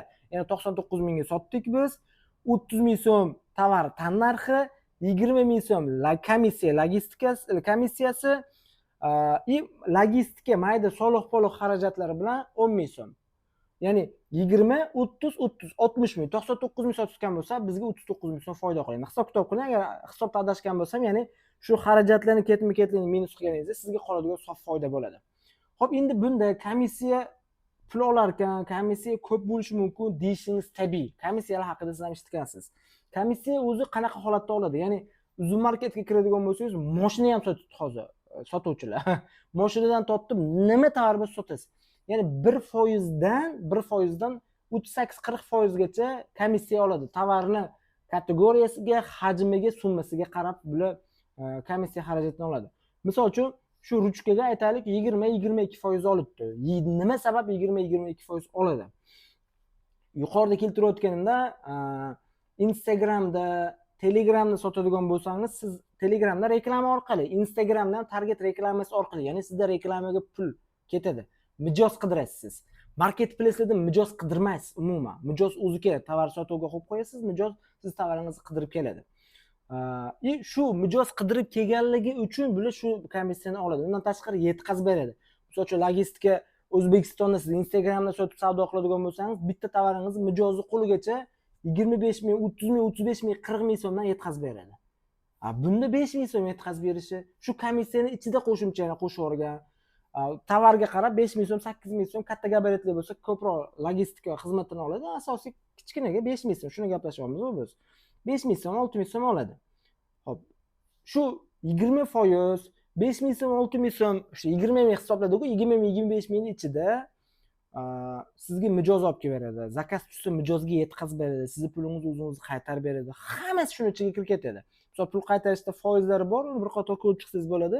10 kunda pul tushirib berishni tanlab belgilab yo'qsangiz, sizdan hech qanaqa foiz talab etmaydi. Endi komissiya foizi ba'zi tovarlarga ozroq, ba'zi tovarlarga ko'proq olishi mumkin. Bu ham tabiiy. Bu yerda adolatli jihati bor. Nima sabab? Shu ruchkaga 20%, 22%, misol 20% komissiya olibdi shu ruchkaga.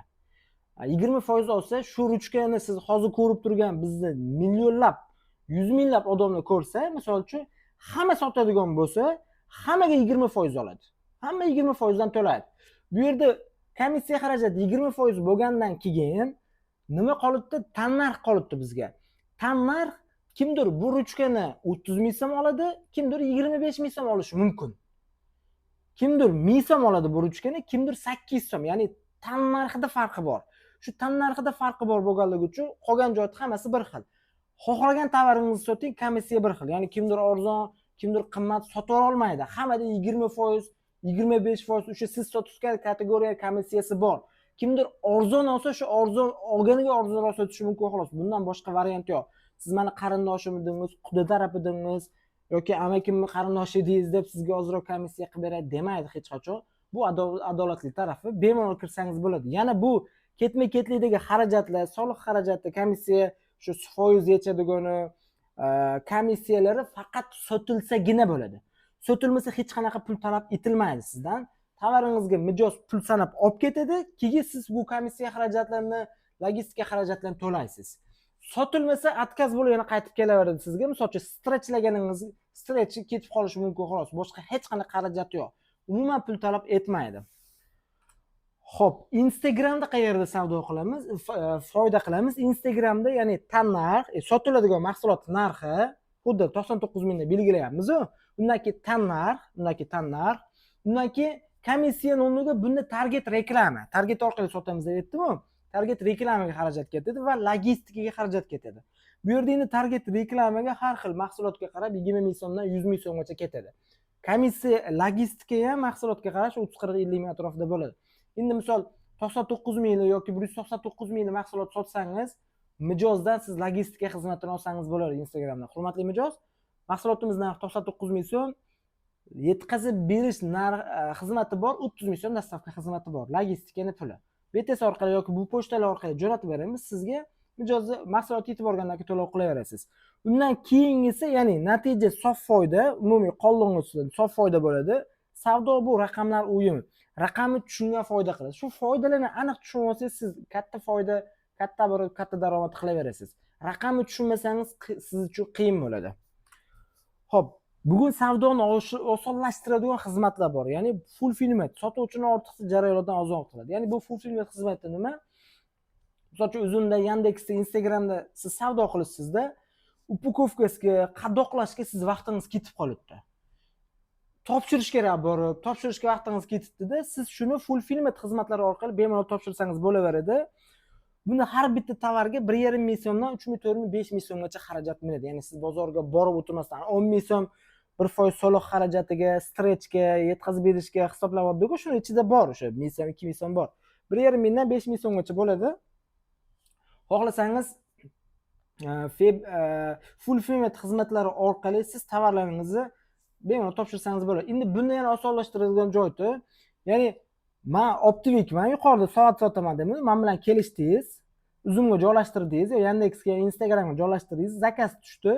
Menga Telegramdan yozasiz. Hamma tovarchilarni, Optiviklarni Telegram kanali bor, dastavka xizmati bor. Oldinida bir dona olsan, donaga sotmaymiz, optim o'lishing kerak deydigan davr. Hozir u davrlar tugutdi.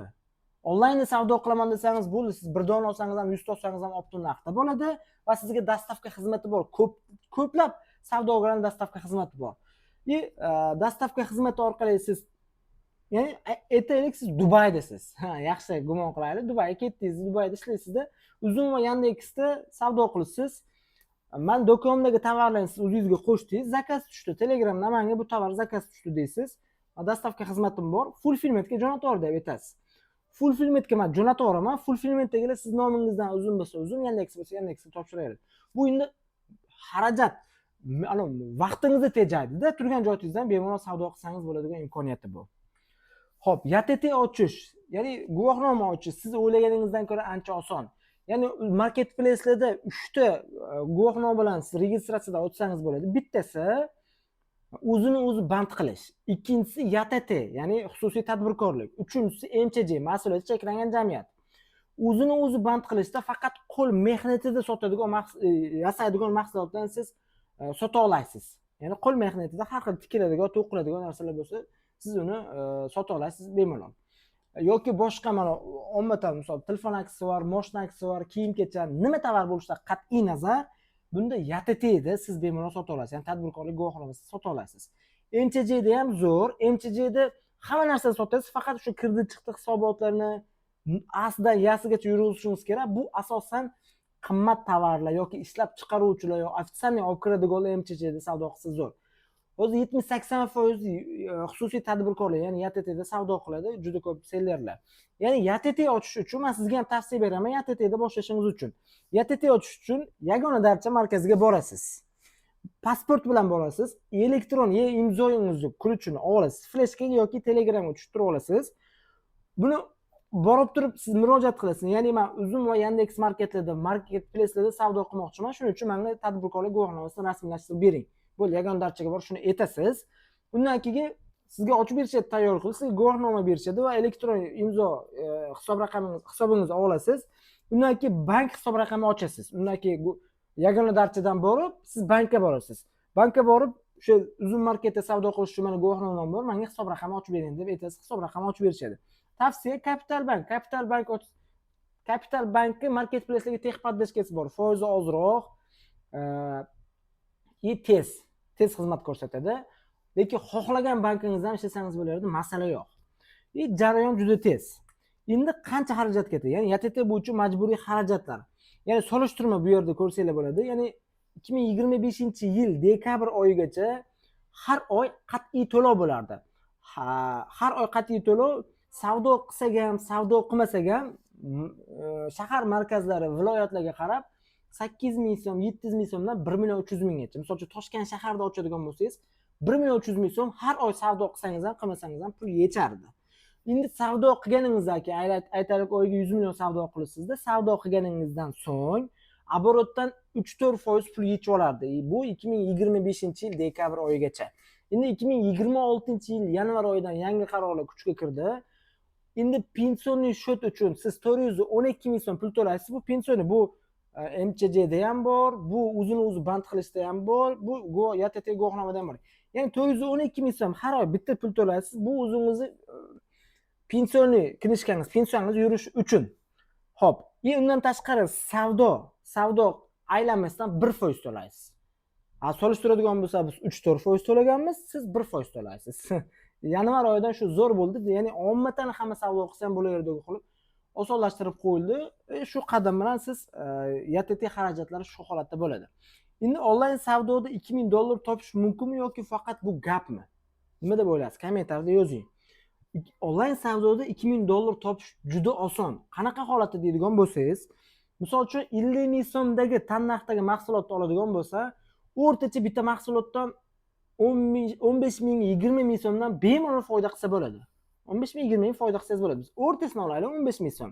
50 ming so'm pul tikisiz. O'zi aslida 10 ming so'mlik mahsulotdan ham 15 ming foyda qilsangiz bo'ladi. 20 ming so'mlik mahsulotdan ham 15 ming so'm foyda qilsangiz bo'ladi. Men yuqorig'ini olibman-da, misol 50 ming so'm tannarxda 15 ming, 30% foyda qilasiz siz.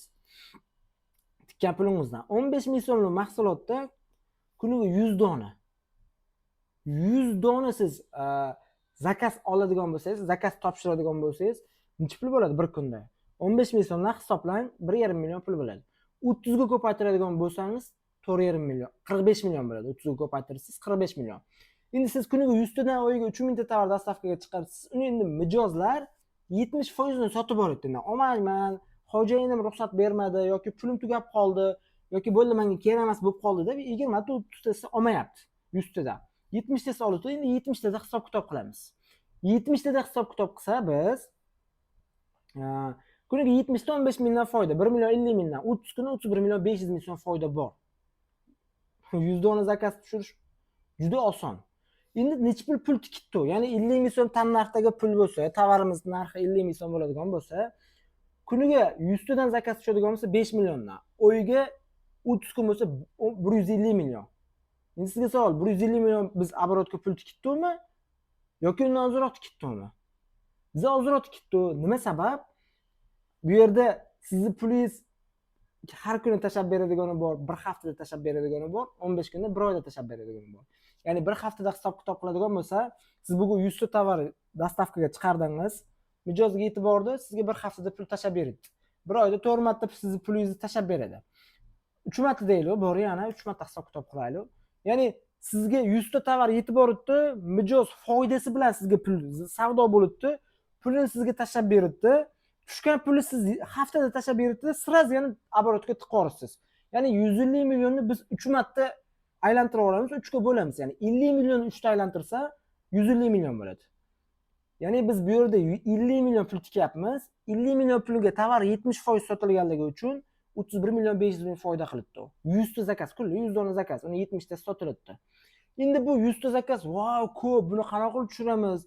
deyishingiz mumkin. Endi siz bitta YTT bilan aytaylik kosmetika tovarlarni sotibsiz. Bir dona YTT bilan Uzumga ham, Yandexga ham, Instagramga ham siz kosmetika tovarlaringizni bemalol joylashtirib qo'ysangiz bo'laveradi. 3 ta platformada siz bir xil tovar sotibsiz bitta YTT bilan. Va yana zakaz tushganiga pul tikisiz. FBSda savdo qilasiz. Zakaz tushganiga pul tikisizda, xo'p, FBSda savdo qilasiz. Uzumga 3 ta platformaga bo'lamiz, 100 ta zakaz. Misol uchun Uzumda 30 ta 35 ta zakaz. O'quvchilarimiz 100 ta 150 ta zakaz tushiradi, 2 talar. Biz 600 ta zakaz tushirganmiz. 30 ta 35 ta zakaz. Yandex Marketda ham 30 ta. İşte 30 ta 35 ta 65 ta bo'libdi. Instagramda yana 35 ta, 100 ta. Ya'ni 3 ta platformaga bo'lsangiz 30 dan 35 ta zakaz tushadi sizga. Endi buni ham bugun boshlab ertadan 35 tadan tushiraman, 100 ta tushiraman deb o'ylamang. Birinchi savdoga kira olasiz, do'konni upakovka qilasiz, tovar assortimenti bilan ko'paytirib olasiz. Keyin qadamma-qadam birinchi oy, ikkinchi oy siz bemalol xudo xolasa, ya'ni 3 oylik strategiya deb yuqorida boshda aytdik. 3 oyda chiqing 100 taga, qadamma-qadam chiqing. Haligi sizga motivatsiya bo'lib ertaga topasiz emasda, real narsani hisobini aytaylik, biz shuni ko'rib chiqing. 3 oyda chiqadigan bo'lsangiz, 3 oyda siz bemalol 2200-3 ming dollar pul topadigan etapga o'tib olarsiz. Buni faqat noto'g'ri strategiya, noto'g'ri model tanlab qo'ymasdan to'g'ri ketmay ketdi ishlasangiz, shu inshaalloh daromadga siz chiqib ola olasiz. Bemalol oldindan pul tikib qo'ymang, oldindan tovar sotib olmang, Xitoyga ham umuman sotib olmang. Shu analitika qilib analiz qila olamiz-ku deyishingiz mumkin. Analizni men qanaqa holatda tushunaman? Analiz siz sotayotgan tovarni ko'rsatmaydi. Marketplace sotilibdi, taxmin qilishingiz uchun aytaylik, offline do'koningiz bor, 10 ta offline do'konlar bor. Siz yaxshi savdo qilmaysizda, lekin u 19 yoki 9 do'kon dahshat savdo qiladi. U zo'r savdo qilibdi deb turib siz o'zingizga o'sha tovarlarni oldindan sota olmaysiz. Hech qachon. Bu analiz shu holatda. U Hakimjon do'koni yaxshi savdo qilibdi, mendan ham sotiladi deb oldindan yuk sota olish. Lekin siz FBSda savdo qiling, keyinki ketma-ketlikda xohlasangiz FBOga ham o'tib qo'ysangiz bo'laveradi, masala yo'q. Bitta tovarning kartochkada bitta tovar joylashtirdingiz, ruchka joylashtirdingiz. Xohlasangiz FBSda sotasiz, xohlasangiz FBOda sotasiz, xohlasangiz DBSda sotasiz. Umuman masala yo'q. Do'kon, Uzum marketlarda xohlasangiz 50 tagacha do'kon ochaverasiz. Misol uchun kosmetika do'kon, parfumeriya do'kon, Hakimjon do'kon, Hoshimjon do'kon, xohlagan do'koningiz nomini qo'yib ochaverasiz. Bunda muammo yo'q. 2000 dollar ko'rib chiqdi. Endi kuniga 8-10 soat ishlamasdan ham onlaynda daromad qilish mumkinmi? Buni ham yozing kommentariyada. Albatta mumkin. Ya'ni siz boshda marketplace'ga kirishlaringizda haqiqatan ham vaqt ketadi. Misol uchun bir 200 xil yoki 100 xil tovar joylashtirishingiz uchun, yangi tovarni kartochkalarni joylashtirishni o'rganib, upakovka qolishingiz uchun vaqt ketadi. O'sha davrda siz 1 oy, 2 oy chiroyli upakovka qilganingizdan keyin bitta tovarni kartochkani, ya'ni tovarni kartochka nima? Ya'ni shu biz sotadigan tovarimizni rasmini joylashtirib qo'yganimiz. Shuni tovarni kartochka deb ataydi. Ya'ni sotish uchun tayyorlaganimiz. Bir dona tovarning kartochkamiz bizga 1 yillab savdo olib kelib beradi. Ya'ni siz bir 100 ta tovar sotaman deb joylashtirib qo'ydingiz. Bo'ldi, shu bilan qaytib sizni marketplace'da ish yo'q. Pulingiz tushadi, pulingizni onlayn yechib olsangiz bo'ladi, pulingiz tushadi, xohlagan nimangizni qilsangiz bo'laveradi. Bunda masala yo'q. Tushgan zakazini yetkazib berishda qoladi. Misol uchun kuniga 50 ta 100 ta zakaz tushib turibdi, o'shani upakovkaga yetkazib berish.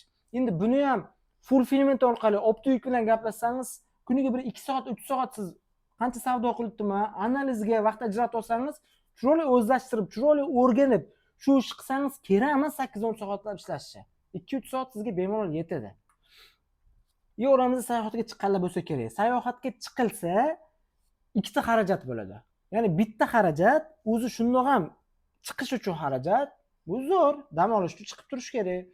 Ikkinchi xarajat, endi siz agar biznesingizda tizim bo'lmasa yoki siz oylikka ishlasangiz yoki davlat ishida ishlasangiz, qayerda ishlashingizdan qat'iy nazar, siz chiqib ketganingizdan keyin haligi ishingiz to'xtab qoladigan bo'lsa, bu sizga ikkita xarajat bo'ladi. Ikkinchi xarajat ham qo'shiladi.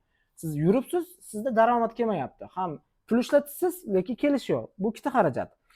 Xo'p, eng boy odam ko'p pul bor odam emas. Men pulim ko'p eng boy odam emasman. Vaqtni nazorat qila oladigan odam. Ya'ni vaqtimni nazorat qilsammi, mana o'shanda men eng boy odam hisoblanaman. Menki meni eng qimmatli narsam vaqtim. Bu sizning vaqtingiz eng qimmatli narsangiz. Ko'pchilik pul topadi, lekin yashashga vaqt topa olmaydi. Yashash ham kerak-ku, faqat pul topamiz deb dunyo kelmaganmiz. U boshqa maqsadlar Alloh taolo bizni o'ziga ibodat qilish uchun avvalo va undan keyin hamma insonni har xil maqsadda yaratgan-ku. Onlayn savdo sizga shunchaki daromad bermaydi, u sizga tanlov beradi. Ya'ni ofisga bog'lanib qolmaysiz, o'zingiz ishxonangizga bog'lanib qolmaysiz, qanaqadir ishlab chiqaruvchilarga bog'lanib qolmaysiz onlayn savdoda. Vaqtingizni o'zingiz boshqarasiz, oylikka qarab qolmaslik, istalgan joydan ishlash, sayohat qilish imkoniyati, daromadingizni o'zingiz oshirish, hayotingizni o'zingiz rejalashtirasiz bemalol. Oilangizga vaqt ajratasiz, bolalaringizga vaqt ajratasiz, hamma narsaga bemalol vaqt ajratsangiz bo'ladi. Dunyoni xohlagan tochkasidan turib, notebookni shunday ochasiz, qalay ketdi, nima ketdi, bo'ldi. Kunlik tekshirib turasiz, shu ketma-ketli. Endi bu bir oyda sayohatga ketib qolaman deb o'ylamang, 2 oy, 3 oy, 4 oy chiroyli savdo qilib, chiroyli o'rganib, chiroyli kirib olgandan keyin inshaalloh qadam-qadam bu ishlarni qilsangiz bo'ladi. Bemalol bo'ladi bu muammosiz narsalar.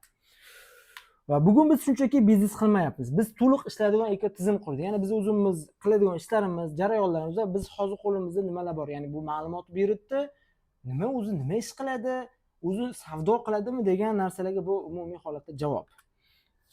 Bizni BM Express, ya'ni ta'minotdan yetkazib berishgacha bo'lgan to'liq zanjir, ya'ni BM Express bizni Xitoy logistikamiz bor. Xitoydan tovar zakaz qilganlarga bemalol yuklanib olib kelib beramiz. Undan tashqari BTS, Yemu, Instagram tovar sotsangiz yetkazib berasiz deb aytdim-ku. Bu BM Express sizni tovarlaringizni O'zbekiston ichida mijozlarga yetkazib berish xizmati bilan ishlaydi. Ya'ni xizmat ko'rsatish express xizmati bu. Bu bitta biznesimiz. Bu ikkinchi biznesimiz fulfillment xizmati.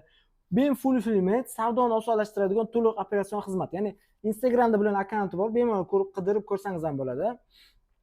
Mahsulotni qabul qilish. Ya'ni siz zakaz tushibdi, mahsulotni qabul qiladi. Ya'ni zakaz tushib kelibdi, mahsulotni qabul qiladi.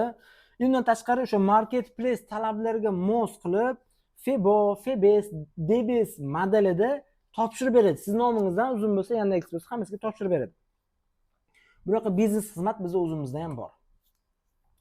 Undan tashqari BM marketing, bu hamkor brendlar savdosi. Ya'ni bunda bizda komanda bor.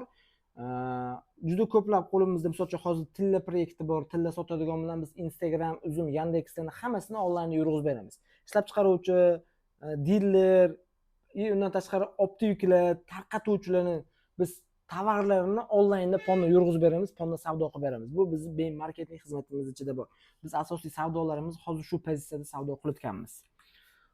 B2B platformasi men anchadan rejalashtirib yurardim. Bu B2B platformasi nima? Ishonchli yetkazib beruvchilarni jamlagan yagona sayt. O'zbekistonda yagona deb bemalol aytsam bo'laveradi. Ya'ni onlayn savdoda yaxshi sotiladigan mahsulotlarni O'rikzor, Abu Sahid, Chinni bozor, Optim sotuvchilarni tekshirilgan ta'minotchilar bugun asosida o'quvchilarimiz, ya'ni eng zo'r ketadigan tovarlar. O'zi marketplace'larda onlaynda nima sotish bilmaslik eng qiyini. Ketadigan tovarga pul tikib qo'ymasangiz yoki ketadigan tovar sotmasangiz qolib ketib qoladi. Bu B2B platformamizda biz qanaqa yechim qilganmiz? O'rikzor, Abu Sahidagi o'sha ketadigan onlayn savdoda 10 ta 15 ta eng zo'r kategoriyalarni, eng yaxshi tovarlarni B2B ga joylashtirganmiz. Uzun marketga oshqaydi. Bu juda oson. Joylashtirganmiz. U narxlarni xuddi biz seller bo'lib sotsa, misol uzum marketda ro'yxatdan o'tib seller bo'lib tovar sotadigan bo'lsa, narxini biz belgilaymiz. Buni narxlarni o'sha optiviklar o'zi belgilaydi. Necha pul optim tarqatgan bo'lsa, o'sha narxda bular tovarlarni qo'yadi. Zakaz siz kirasiz B2B saytga, rasmlar, ma'lumotlar, hamma narsa bor, olasiz. O'zingizni do'koningizga, Uzum market, Yandex marketda do'koningizga kopiya qilasiz. Ya'ni B2B dan o'zingizga ko'chirasiz. Va zakaz tushdi. Ko'rinish bitta. Uzum ham Yandex ham B2B'imiz ham bizni Uzum bilan pastda ko'rinish dizayn qismi bir xil. Endi sizga Uzum marketda do'kon tushdi, zakaz tushdi. Tushgan zakazni siz B2B ga berasiz. Misol uchun aytaylik, soat qo'ydingizda, soatda zakaz tushdi, B2B ga kirsiz, o'shandan zakaz berasiz. Zakaz berganingizdan so'ng B2B degilar sizga aloqaga chiqadi va uni xohlasangiz dastavkasini fulfillmentga, xohlasangiz siz o'zingizga yetkazib beradi. Ya'ni bu B2B platformasi O'zbekistonda yagona sellerlar uchun xizmat ko'rsatadi. Optim narxdagi tovarlar va siz bozorga borib o'tirmasligingiz uchun bu xizmat qiladi. Buni asosan hozir biz o'quvchilarimiz uchun dostupini beribdi. Eng zo'r yo'li siz o'quvchilarimiz nima qilishadi? O'qishadi, onlaynda savdo qilishlarni boshlashadi, o'rganishadi. Keyin B2B dan tovar qo'shishadi, zakaz tushdi, zakaz berishadi va fulfillmentga jo'natib beradi. Fulfillment o'zim bo'lsa o'zim, Yandex bo'lsa Yandex. Bemalol hozirgi ishingizni ham ikkinchi daromad manbai yoki uy bekasi bo'lsangiz ham bundan foydalanib siz savdo qilsangiz bo'laveradi, masala yo'q. Bu bizda yana bitta qo'shimcha biznes modelimiz. Endi Business Mentor Akademiyasi natijaga yo'naltirilgan amaliy ta'lim tizimi. Ya'ni nazariyan biz Business Mentor Akademiyamiz bor. Onlayn savdoni Uzum, Yandex, Instagram da qilinadigan savdolarni noldan notebook ushlash bilmaysizmi? Umuman nima sotish bilmasangiz ham hammasini o'zi bu o'rgatish boshladi. Ya'ni shunaqaki, to'g'ri strategiya, to'g'ri model, tekshirilgan modellar, tez start imkoniyati. Ya'ni 7 kun ichida siz Uzum marketda savdoda bo'lasiz. 7 kun ichida ham do'kon ochib, tovar qo'shib, B2B dan tovar qo'shasizda, sizga zakaz tushish boshlaydi. Bizda hozir 400 dan oshiq o'quvchimiz bo'lsa, birortasi 10 kunga o'tmagan, 7 kun ichida hammasi zakazga kirib, o'zi daromadga kirish boshlaydi. Savdoga kirish yo'lini biz shu Business Mentor Akademiyamiz shunaqa xizmat ko'rsatib, o'qitib qilib beradi. Bu bizning ham bitta biznes modelimiz. Ya'ni yuqorida shu 4-5 ta keltirib o'tgan bizneslardan biz daromad qilamiz va bunda har bittasida alohida xodimlar ishlaydi. Xo'p, onlayn savdo menimcha hammaga tushunarli bo'ldi. Siz onlayn savdoga tushundingizmi? Shu jo'tigacha keldingizmi? Hali biz yana Xitoy haqida gaplashamiz. Videoning oxirida Xitoy haqida gaplashamiz. Xitoydan qanaqa tovar zakaz qilsa bo'ladi, qanaqa qilib ishlanadi, qancha daromad va sizga bonus sovg'am bor, u ham Xitoy haqida. Oxirgi nimamizda gaplashamiz. Tushunmagan bo'lsangiz yozing, tushunmagan joylaringizni biz sizga yana keyingi videolarda ma'lumotlar beramiz. Xo'p, oxirida shu Xitoy darsligimiz bor. Savol bitta, savol. Endi shu onlayn savdoni siz tushungan bo'lsangiz, boshlaysizmi? Boshlasizmi yoki yana kutasizmi? Qachon boshlamoqchisiz? Boshlangan natija qiladi, kuzatganlar yana kuzatasiz, yana ko'rasiz, yana shuni singari videolarni ko'rasiz. Qachondir boshlayman deb siz yuraverasiz. Ertaga emas, keyingi oy emas, dushanba kundan emas. Eng to'g'ri vaqt qachon bilasizmi? Qaror qilgan vaqtingiz, ya'ni aynan bugun. Siz shu videodagi hozir boshlayman deb qaror qiling. Men sizga ketma-ketlikni qanaqa boshlashini hammasini jarayonni tushuntirib kelgan bo'lsam, siz kiring, daromad qilishni boshlang shundan. Hamma daromad qilyapti. Kurs 20-30 yil, bundan keyin onlayn savdoni bozori 1 yil baribir o'tadi. Ishoning, 1 yil bundan oldingi 1 yilda qanaqa holatda turgan bo'lsangiz, mana hozir holatingizni ko'rib turibsiz. Bundan keyin qanaqa holatda turishingizni o'zingiz belgilaysiz. Ko'rasiz, 6 oy, 1 yil shunaqa o'tib ketib qolibdiki, biz bilmay qolyapmiz. Shuning uchun o'tadi baribir shu vaqt. Hozirgidek joydami yoki daromadi o'sganlar safida bo'lasizmi, buni o'zingiz belgilaysiz. Ba'zan hayotingizni o'zgartirishingiz uchun ko'p narsa kerak emas. Sizni bir dona qaroringiz yetib ortadi. Agar bugungi video siz uchun foydali bo'lgan bo'lsa, sizga yana bir yaxshi xabarim bor. Bugun siz bu yo'lni biz bilan boshlashingiz mumkin. Hozir ketma-ketlikda siz o'zingizdan boshlashingiz mumkin. Xohlasangiz biz bilan boshlashingiz mumkin. Bugun sizda ikkita yo'l bor. Hammasini o'zingiz sinab ko'rasiz. Xatolar qilasiz va vaqt yo'qotasiz. Ya'ni shu qayerdan boshlash, nima kategoriya qaysi modelda, nima mahsulot sotish. Mahsulot ham eng nozik masala-da. Yoki o'zingiz boshlaysiz, yoki xato qilib shundan tajriba olasiz. Bu ham zo'r. Biz o'zimiz boshlaganmiz. Ustoz yo'q holatda boshlaganmiz. Lekin hozir ustozlar bor. Men aytaman, nima qilasiz? Ustozlar bor joyda uzun boshlayman o'qilaman deb risk qilib boshingizni kimgadir urib, hozir ko'p u ijtimoiy tarmoqlarda onlayn savdoni o'rgataman degan mentorlar, sellerlar, sotuvchilar, ustozlar. Faqat ularning tajribasiga qarang. 3 oy savdo qilib, 50 million savdo qilib, 100 million savdo qilib, 1 milliard savdo qilib o'rgatish boshlatdimi deb. U sizga 1 oylik, 2 oylik yo'l xaritasini beradi xolos. Siz bunda 10 yillab, 20 yillab, 30 yillab daromad qilishingiz kerak. Shuning uchun yaxshi tajribasi bor, mahkam ishlasangiz bu sizni omadingiz va siz bu baxtingiz. Qiynalmasdan eng tez muddatda siz savdoga kirib keta olasiz.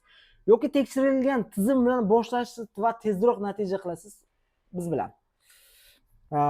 Shuning uchun sizga maxsus dastur tayyorladik. U dastur noldan natijaga olib boradi. Ya'ni biz start, ya'ni model tanlaymiz, qaysi modelda savdo qilish, undan keyin mahsulot tanlaymiz va start beramiz, undan keyin savdoga kiriladi. Shu aytib o'tganimda Bizmentorda bir haftaga savdoga olib kiritdik, buni sizda biz sinashni boshlaymiz. Hozir sizlarga bu dastur qanday ishlashlari, unda qanday qo'shilishingiz mumkinligini men sizga ko'rsatib o'taman. Bizmentor akademiyasida siz nimaga ega bo'lasiz? Biz Bizmentor akademiyamizga qo'shiladigan bo'lsangiz, siz tekshirilgan savdo modeli, ya'ni FBS asosida talab yuqori mahsulotni tanlash algoritmi, ya'ni zo'r kesgan tovarlarni siz do'koningizga biz qo'shish imkoniyatlarini beramiz. Ya'ni tovarlarni siz nima sotishingizgacha biz belgilab beramiz. Siz o'ylamang, nimadir sotar ekanman, nima sotishni bilmay yuraman demang. Biz uni Bizmentor akademiyasi siz nima sotib, qancha daromad qilishingizgacha aniq yo'l xaritasini beradi. Minimal xatolar bilan start berish tizimi. Undan tashqari B2B, fulfillment va logistika infratuzilmalari bilan ishlash imkoniyati. Savdoni yo'lga qo'yish, Xitoydan tovar buyurtma qilish, o'rganish amaliy. Ya'ni Xitoydan tovar zakaz qilishingizni ham sizga bonus tariqasida biz o'rgatamiz. Bu kurs jarayonlari har bittasi amaliy holatda bo'ladi. Ya'ni siz notebook tushunmasangiz, biz sizga notebook qanaqa tushuntirishni, qanaqa ishlashni o'rgatamiz. Undan keyin savdolarni o'rgatishni boshlaymiz. Hammasi qadama-qadam va bu mutlaq amaliy. Biz siz bilan 1 soat, yarim soat alohida shug'ullanib chiqamiz. Misol uchun kelasiz, tushunmagan joyingizni biz bu yerda sizga o'rgatib ko'rsatib beramiz, bizni oldimizda qilasiz va yana nechtadir bu yerda bajarasiz, keyin uyga vazifa qilib beramiz. Shu holatda ketma-ketlik bo'ladi. Bizda haftasiga savdoga kirish imkoniyati va biznes hamjiyati, ya'ni yopiq klublarini tashkillashtiribdi. Ayollarga alohida, erkaklarga alohida siz klubga ham bemalol qo'shilishingiz mumkin. FBS modeli nazorat qilinadigan risk bilan savdo qilish tizimi. Pulni mahsulotga tikib qo'ymaysiz. Ya'ni oldindan hech qanaqa pul tikib qo'ymaysiz. Men o'zi qarshiman va hech kimga oldindan pul tiktirmayman. 6 oylik o'quvchilarimiz bo'lsa ham, zo'r 1 milliard, 2 milliard, 3 milliard savdo qiladigan o'quvchilarimiz bo'lsa ham, pulga, tovarga oldindan risk qildirmayman. Men aytaman, seni puling tovarda ostatga bo'lib qolib ketgandan ko'ra, pul yoningda, cho'ntagingda pul o'tirsin, xohlagan narsangni ishlataverasan uni. Shuning uchun FBSda doim biz buni nazorat qilamiz. Foydani oldindan hisoblab ko'ra olasiz. Mablag'ni aylanmada qolmaydi. Ya'ni siz tovaringiz aylanmada bo'ladi, tovarda qolib ketib qolmaydi, sizning pulingiz. Riskni boshqarib ishlaysiz. B2B orqali mahsulot qo'shasiz, fulfillment orqali mahsulotingizni yetkazib bersangiz bo'laveradi. Istalgan joydan turib daromad qila olasiz. Bu imkoniyatni biz Bizmentor akademiyamiz sizga yaratib berish boshlaydi. Milliy missiya, oliy maqsad. Nima sabab onlayn savdoni biz o'rgatyapmiz? Buning minglab yoshlar, ya'ni o'zim og'aynilarim, sinfdoshlarim yoki hamma og'aynisi bor. Juda ko'pchilik Rossiya boshqa davlatlarga arzimagan $8,000 topish uchun, $500 $1,000gacha topish uchun vatandan boshqa davlatlarda qiynalib ishlab yurishibdi. Ya'ni yaqinlardan uzoqda. Shuni ko'rib turgan holatda men ya'ni onlayn savdoda bemalol shunda ko'rib chiqdilar ketma-ketlikda pul topish imkoniyatini ko'rib turgan holatim, shu narsani bilgan holatimda bizni o'rgatish boshlagan. Bu bizning asosiy milliy maqsadimizdan bittasi. Undan keyin bozorda kurs ko'p, lekin ammo amaliy model, ya'ni amaliy o'rgatadigan modellar juda kam. Shuning uchun bizda amaliy nima deydigan bo'lsangiz, nazariy ikki xil holatda bo'ladi. Amaliy bo'ladi, nazariy bo'ladi. Nazariy bu 20-30 kishini yig'iladi, xuddi shu singari ma'lumotlar beriladi yoki sizga darslik tashlab beriladi yoki boshqa holatda bo'ladi, lekin siz bajarmaysiz, ko'rib, tushunib o'rganasiz. Amaliyda har narsani siz o'zingiz qilib ko'rasiz va ustingizda sizni mentoringiz, ustingizda nazoratchingiz bo'ladi sizni. Shu holatda siz savdo qilasiz. Odamlar 2-3 martalab urinib onlayn savdodan so'yapti. Ya'ni nazariy bo'lganligi uchun 2-3 martalab harakat qilib sovib qolishdi. Bizda mutlaq amaliy bo'lganligi uchun siz har bittasini o'rganib qadama-qadam siz kira olasiz. Shu bo'shliqni ko'rib biz o'rgatishni boshladik. Ya'ni hamma joy nazariy, odamlar savdo qilish o'rganolmayapti. Biz bitta notebook tushunmagan boshqasini amaliy o'rgataylik. Shu qilib biz savdoga olib kirib ketamiz. Ya'ni Businessmentor akademiyasi shu sabab ham onlayn savdo o'rgatish boshlagan. Men onlayn savdoda vaqtinchalik emasligini ko'rdim. Ya'ni onlayn savdo vaqtinchalik emasligini ko'rdim. Onlayn savdo bundan keyin 20 yil, 30 yil ham bemalol savdo qilish ko'rib tura olganligim uchun, biz sizga tushuntira olganligim uchun bemalol bundan keyin siz katta daromad qilsangiz bo'ladi. Shuning uchun menda savol shunda. Bu davr boshida odamlarni tayyorlash kerakmi? Ya'ni hozirdan odamlarni tayyorlash kerakmi yo o'tib ketgandan keyinmi? Biz hozir tayyorlashni boshlaylik. Keyin inshaalloh yaxshi daromadda, yaxshi foydaga chiqib olish deb biz aynan o'qitish yo'lini ham tanladik. Qatnashish uchun voy subhanalloh, siz yomon xalaqit qilar ekansiz-ku. Nima deysan? Kompyuterga uchib qoldimi? Menga Asqarjon pul tushirish kerak deb yozmadi-ku. Qancha tushirish kerak? Bo'ldi, 100 tushirib beraman. Ana nerga telefonimni olib bering. Nur yedina va odam yo'q bu yerda. Chiqmani, bugun kech video olamiz. Kimdir so'rab kelsa ham chiqarmani vobshe. Hazrat kirib keldilar orqasidan.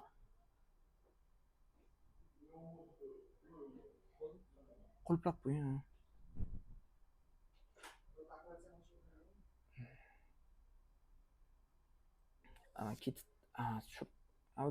Shu olsin, tugatib olay. Ketdim. Qatnashishingiz uchun sizda alohida vaqt ajratishingiz shart emas. Ya'ni bizda shunaqaki, jadval sizga moslaymiz. Individualni yondashuv, qulay vaqt tanlash imkoniyati. Haftasiga 3 kun bo'ladi. Kuniga 1,5 soat, 2 soatdan vaqtingizni ajratib o'rganish uchun kelasiz. Vaqti 9:00 dan 21:00 oralig'ida. Shu 1,5 soat, 2 soatga kelasizda, kimdir 9 dan 11 gacha keladi. Kimdir 11 dan 1 gacha, kimdir 1 dan 3 gacha, kimdir 3 dan 5 gacha.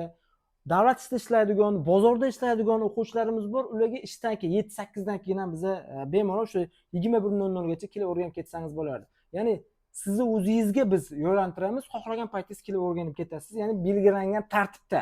Xohlagan paytingizda esa kayfiyatga qarab emas, o'zini ketma-ketligi bor. Manzilimiz Olmazor metro yonida, ya'ni Sobir Rahimovda bizning manzilimiz. Bu dasturda 3 ta tarif mavjud. Har biri turli maqsad, turli imkoniyatlar uchun ishlab chiqarilgan. Ya'ni dasturimizda 3 ta tarifimiz mavjud. Standart, premium, VIP tarifi. Standart tarifda siz sizni noldan boshlab marketplace'da mustaqil savdo olib chiqish yo'li. Ya'ni bunda Uzum va Yandex Marketda har bittasini qadamma-qadam o'rganasiz. Standart tarifimizda ponni shu narsani ochasiz. Dastur maqsadi YTT ochish, faoliyat yo'lga qo'yish, marketplace akkauntlarini to'liq akkaunt aktivlashtirish, to'g'ri model orqali savdo qilish va undan tashqari FBS asosida savdo qilish. Amaliy dastur rollari o'sha amaliy o'rgatiladigan FBS savdo tizimi, mahsulot kartasini profitsional yaratishni o'rganasiz, yaratish buyurtmalarini boshqarish, narx va foydani hisobotlashni qilish, mahsulotni bog'lab qo'ymasa savdoni qilishni o'rganasiz. Qo'shimcha bilimlar, ya'ni FBOda ishlash, boost reklamalar bor, marketplace algoritmlarini ishlash uchun bularni ham biz yana nazariya bo'ladi. Bu keyinchalik siz uchun kerak bo'ladi. Buni ham biz jarayonda o'rganib ketamiz. Yandex Marketda o'rganasiz. Ya'ni standart tarifimizda Uzum va Yandex hammasi shu ketma-ketlikda bo'ladi. Ta'lim formati 20 kun, haftasiga 3 kun 10 ta dars, tizimli dars qo'yib beriladi. Undan tashqari yana men o'zimdan sizni alohida yana ikkita darslar o'ta olasiz. Bittasi B2B bilan o'zimdan dars o'tib beraman, ikkinchisi savdoni oshirish va tizim qo'yish bo'yicha. Mana darsimda xohlagan o'quvchi savdo qilib yurgan kim bo'lsa 2, 3, 5x gacha bemalol savdosi oshadi. Demakki, bizda sinalgan, tajribada o'tgan darslarni men o'zim ham o'tib beraman. B2B orqali mahsulot topish va fulfillment qilish jarayonlari bo'ladi bu yerda. Tezlashtirilgan natija premium tarifimiz bor. Bunda ham shu B2B orqali bemalol ishlay olasiz. Bunda Yandex, Zoom Market, Xitoy ham bunda konkret o'rgan olasiz. Xitoyda tovar zakaz qiladigan bo'lsangiz va Instagram orqali ham siz 3 ta narsa, Zoom, Yandex, Instagram, Xitoy ham to'rtinchisini ham bizni savdo zakaz beradigan bo'lsangiz, premium tarifimiz ichida biz o'rgatib qo'yamiz. Biznes bilimlari, shu hisobotlar bilan ishlash, buxgalteriya asoslari, savdo oshirish strategiyalari bo'ladi. Ta'lim formati bunda 30 kun, 15 ta amaliy dars, o'sha 2 kunda bir kelasiz, kunora kelasiz va 1,5 soat, 2 soatda kelib ketsangiz bo'ladi. VIP maksimal natija, VIP tarifimiz bor. Bunda ya'ni marketplace'da to'liq Uzum, Yandex, Instagram 3 ta platformada o'rgatamiz. Faqat VIP tarifda 2 kishini o'rgatamiz. Bittasi biznes egasini, ikkinchisini xodim. Biznes egasi bemalol boshqaradigan va katta tez savdoga chiqish, katta daromadga chiqish. Misol uchun standart va premium tariflarda siz 3 oyda chiqadigan natijangizni bunda 1 oy, 2 oyda bemalol unda 6 oyda 1 yilda chiqadigan natijangiz bunda 2 oyda bosib o'tish imkoniyatiga ega bo'ladi va bo'lib ham tizim qo'yilgan holatda bo'ladi bunda. Xo'p, farqi bilimda emas, hammasi bir xil amaliy bo'ladi, tezlikda xolos faqat. Farq shunda. Hammasini alohida o'rgatiladi. O'qishni tugatganingizdan so'ng siz shunchaki kirgan bo'lasiz, kirgan bo'lmaysiz, o'qish tugaydi, aniqlik tugaydi. Uzumdan mahsulot qo'yib ko'rgan emas, savdoga kirgan bo'lasiz. Yandexda profil ochgan emas, algoritmni tushunib kirgan bo'lasiz. Instagramda post, shunchaki post qilgan emas, target bilan sotadigan darajaga chiqqan bo'lasiz. 7 yillik tajriba ko'p narsani o'rganib ketgan bo'lasiz. Ya'ni bizda shu 7 yillik tajribamiz sizda ko'p narsani siz uchun bergan bo'ladi, shularni o'rganib ketgan bo'lasiz. Shablon yo'q, odamlarga qarab ishlanadi. Dars formati qanday bo'ladi? Har bir dars individual vaqt bilan 30 daqiqadan 2 soatgacha bo'ladi. Sizning darajangizga qarab biza o'zlashtirib olishingizga qarab darslarni biza qo'yib beramiz. Mentorlarimiz Grammy mentor Dilobar Ashurova bilan ijtimoiy tarmoqlarda ko'rgan bo'lsangiz kerak menimcha. Tizimni biladi, nazoratni biladi, talabani natijaga olib borishni biladi. Ya'ni o'quvchini natijaga olib chiqishni biladi. Jarayon boshqaruv qiladi. Ya'ni polni sizni o'qitish sistemangizni mentorlarni, Grammy mentor hamma jarayonni shu Dilobar Ashurova tekshirib turadilar. Mentor daraja, undan keyin mentor jamoamiz bizda. Laylo Halilova, Ismoil Turubov, Dilfuza, Latofat, Abrobek Yo'ldashevlar bizlar hammasi har biri aktiv sotuvchilar, o'zi savdo qiladi, har biri amaliy tajribaga ega. Va bu o'rgangan jamoamiz, bu ishlayotgan jamoa. Bir o'rgatayotgan, sizga o'rgatadigan emas, ishlayotgan, savdo qilayotgan jamoa. Ya'ni siz savdo qilayotganlardan o'rganasiz. Savdoga kirib bo'lganingizdan so'ng men umumiy trening o'tkazib beraman sizga. Savdoni oshirish, tizim qo'yish, nazorat kuchaytirish. Bu endi boshlovchi bosqich emas, bu o'sish bosqichi. Ya'ni mentorlardan siz Uzummi, Yandex nima, etap-etap savdo qilishni o'rganib oldingiz. Keyin men sizga tizim qo'yish, hammasini bitta qilib jamlab beraman. 4 soat, 5 soat, 6 soat dars o'tib beraman. Har bitta o'qish jarayonida o'quvchimizga 1 marta, 2 martadan men o'zim ham dars o'tib beraman. Va jarayon tugamaydi, dars saqlanadi. Siz faqat o'qimaysiz, sizga onlayn kursga ham to'liq dostуп beriladi. Bizda onlayn kursimiz ham bor, offlayn kursimiz ham bor. Offlayn kursimizda o'qisangiz, onlayn kursga ham biz dostуп beramiz. Xo'p, jarayon yakunida siz qo'l bilan ushlaydigan natija ham olasiz. Kursni to'liq bitirgan o'quvchilarga rasmiy sertifikat beramiz biz. Bu shunchaki qog'oz emas, bu jarayonni tugatganingizni isboti bo'ladi. Yopiq biznes klub kursdan keyin siz yana ayollar, erkaklar klub alohida yopiq klubga qo'shila olasiz. Savdoni maslashtiradi. Ya'ni klubda eng yaxshi savdo qilayotgan, eng zo'r aktiv sotuvchilar bo'ladi. Siz bunda bemalol klubdagi aura undan tashqari networking imkoniyatlariga siz ega bo'lasiz. Bemalol klubga qo'shilish imkoniyati ham sizda bo'ladi. Xo'p, hayotingiz tasodifan o'zgarmaydi. Uni bugungi qaroringiz, ya'ni hozirgi qaroringiz sizni o'zgartiradi. Bu dastur kimlar uchun? Onlayn savdoni boshlamoqchi bo'lganlar, daromadni oshirmoqchi bo'lganlar, qo'shimcha emas, asosiy daromad qilmoqchi bo'lganlar, vaqtni behuda yo'qotishni istamaydiganlar, tezroq natija qilishni xohlaydiganlar uchun.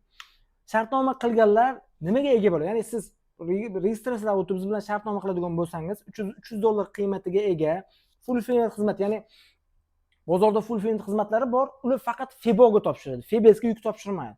Hozir bizga Febesga ham topshiraylik, qanaqa to'lov bo'lsa qilaylik deyapti. Taxminan $300 atrofida baholayapmiz. Buni siz bepulga qo'lga olasiz bizni o'qitish jarayonimizda. Uzun market uchun yuk topshirish, Yandex, Instagram, Febes asosida mahsulotlarni topshirish, ya'ni shu ketma-ketlikdagi narsani siz bemalol shartnoma qilganingizdagi qolga kiritasiz. Shartnoma qilganlar yana nimaga? $500 qiymatga ega B2B, ya'ni bozorda zo'r tovar ketkazadigan, yig'gan B2B yo'q. Bozorga borishingiz kerak. Bundan ishlash uchun sizga dostуп beramiz. Buni qiymati $500. Undan ham yuqori baholab turamiz. Demakki, xohlagan sotuvchi bundan yuk sotib olib, undan yuk qo'shishni xohlaydi-da. Shuning uchun biz buni hozir o'quvchilarga beryapmiz. Buni ham sizga bepulga tatbiq etamiz. Shartnoma qilganlar nimaga ega bo'ladi? Ya'ni $1000 qiymatda edi Xitoy. Ya'ni keyinchalik 3 oy yoki 6 oydan keyin siz Xitoyda tovar zakaz beradigan bo'lsangiz, biz o'zimiz yukingizni fabrikadan olib kelib berib, siz yukingizni tekshirib o'zingizni qo'lingizga yetkazib beramiz. Ya'ni fabrika degani qanaqadir programma nimalardandir emas. Bizning Xitoydagi vositachilarimiz zavoddan promoutida turib olib beradi sizga yuklarni. Davirada turib olib beradi. Bu xizmat eng qimmat xizmat. Buni ham bizning o'quvchilarga bepul xizmat ko'rsatadigan etapda biz amalga oshiramiz. Qachondir yuk zakaz qiladigan etapda kelganingizda xohlasangiz, xohlagan paytingiz kelib biz bilan ishlashingiz mumkin. Yopiq seminar, ya'ni o'zim savdoni oshirib beradiganimda $200 bu qiymatga ham siz ega bo'lasiz. Ya'ni savdoni oshirish bo'yicha 1 marta o'tib beraman, 2 marta o'tib berganim ham bir qiymati $200 dan oshiq. Buni ham biz sizga shu kurs ichida bepulga beramiz. Xitoydan mahsulot qanday olib kelinadi? Endi Xitoy temasiga o'tamiz. Xitoydan mahsulot qanaqa etapda olib kelinadi? Ya'ni Xitoydan birinchi yo'li mahsulotni borib ishlab chiqaruvchi bilan ishlash. Ya'ni siz borasiz, borib zakaz qilish. Bu birinchi yo'li.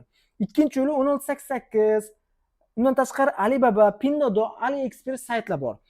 Saytlar orqali, marketplacelar orqali zakaz qilsangiz bo'ladi. 1688 asosan fabrikalar. Fabrika nima?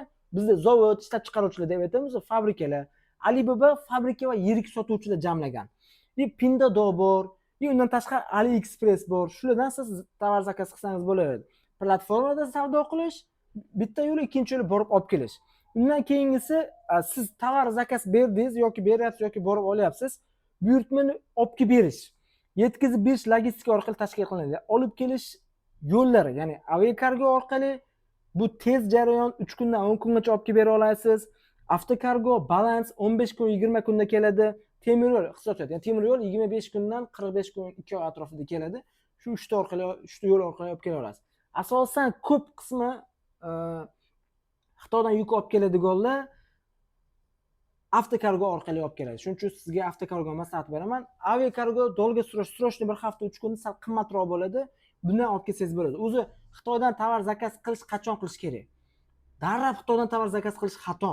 Siz birinchi FBS savdoga kiring, 3 oy, 6 oy zo'r tajriba qiling, tovarlar soting va o'zingiz analiz qilgan, o'zingiz sotayotgan tovarlaringizni eng zo'r ketadiganini Xitoyga tovar zakaz qilsangiz bo'ladi, bemalol. Ana o'shanda siz sotadigan do'koningiz bor, aktiv do'koningiz bor va ketadigan tovarlaringiz aniq. Bemalol siz Xitoyga shu holatda tovar zakaz qilishingizni men maslahat beraman. Bonus darsligimiz o'sha oxirgacha ko'rganlar uchun oxirida bonus darsligimiz bor deb aytganmiz biz. Ya'ni bonus darsligimiz bu 1688, Pinduoduo, Spiller bilan muzokara qilish, shu platformalar orqali siz sotuvchilar bilan muzokara qilib qanday sotib olishingiz haqida to'liq biz video darsligimiz bor. Buni to'lov xavfsizligi, logistika nazorati bo'yicha real amaliy darslik bor. Qiymati $200. Shuni biz sizga bonus darslik qilib beramiz deganmiz, lekin bu videoni oxirigacha ko'rganlar uchun maxsus bonus sifatida beriladi. Ro'yxatdan o'tsangiz sizga yuboriladi. Biz shu opsiyaniyaga yoki bio qismiga biz link tashlab qo'yganmiz. Shu link orqali siz ro'yxatdan o'ting. Ro'yxatdan o'tganingizdan so'ng sizni oxirisida Telegram kanalimizga, yopiq kanalimizga olib o'tib ketadi. Bu yopiq kanalimizda shu video darsligi bor. 20 tadan oshiq video darsligi bor. Uni ko'rib chiqib, xohlagan paytingiz Xitoydan tovar zakaz qilsangiz bo'ladi. Agar o'zingiz zakaz bermasangiz ham kimgadir zakaz berib pul topsangiz ham bo'ladi bemalol. Qayerdan olib kelish, qanday qilib olib kelish bo'yicha hamma darsligimizni muntazam bor. Siz buni ko'rib bemalol zakaz berishni boshlasangiz ham bo'laveradi. Masala yo'q bunda. Xo'p. Undan tashqari bizning kursimizga yozilmoqchi bo'lsangiz yoki sizga yana qanaqadir qo'shimcha konsultatsiya ma'lumotlar kerak bo'ladigan bo'lsa, shu Xitoy darsligini olishdan ro'yxatdan o'tsangiz, sizga aloqaga chiqamiz biz.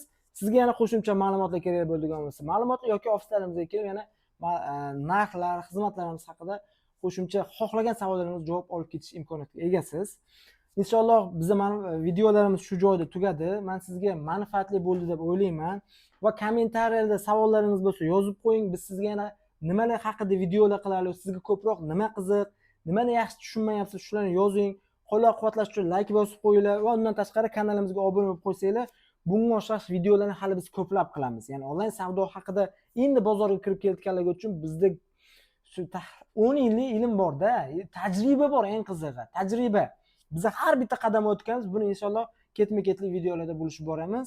Ketkazgan vaqtingizga rozi bo'ling. Rahmat, yaxshilikda ko'rishaylik.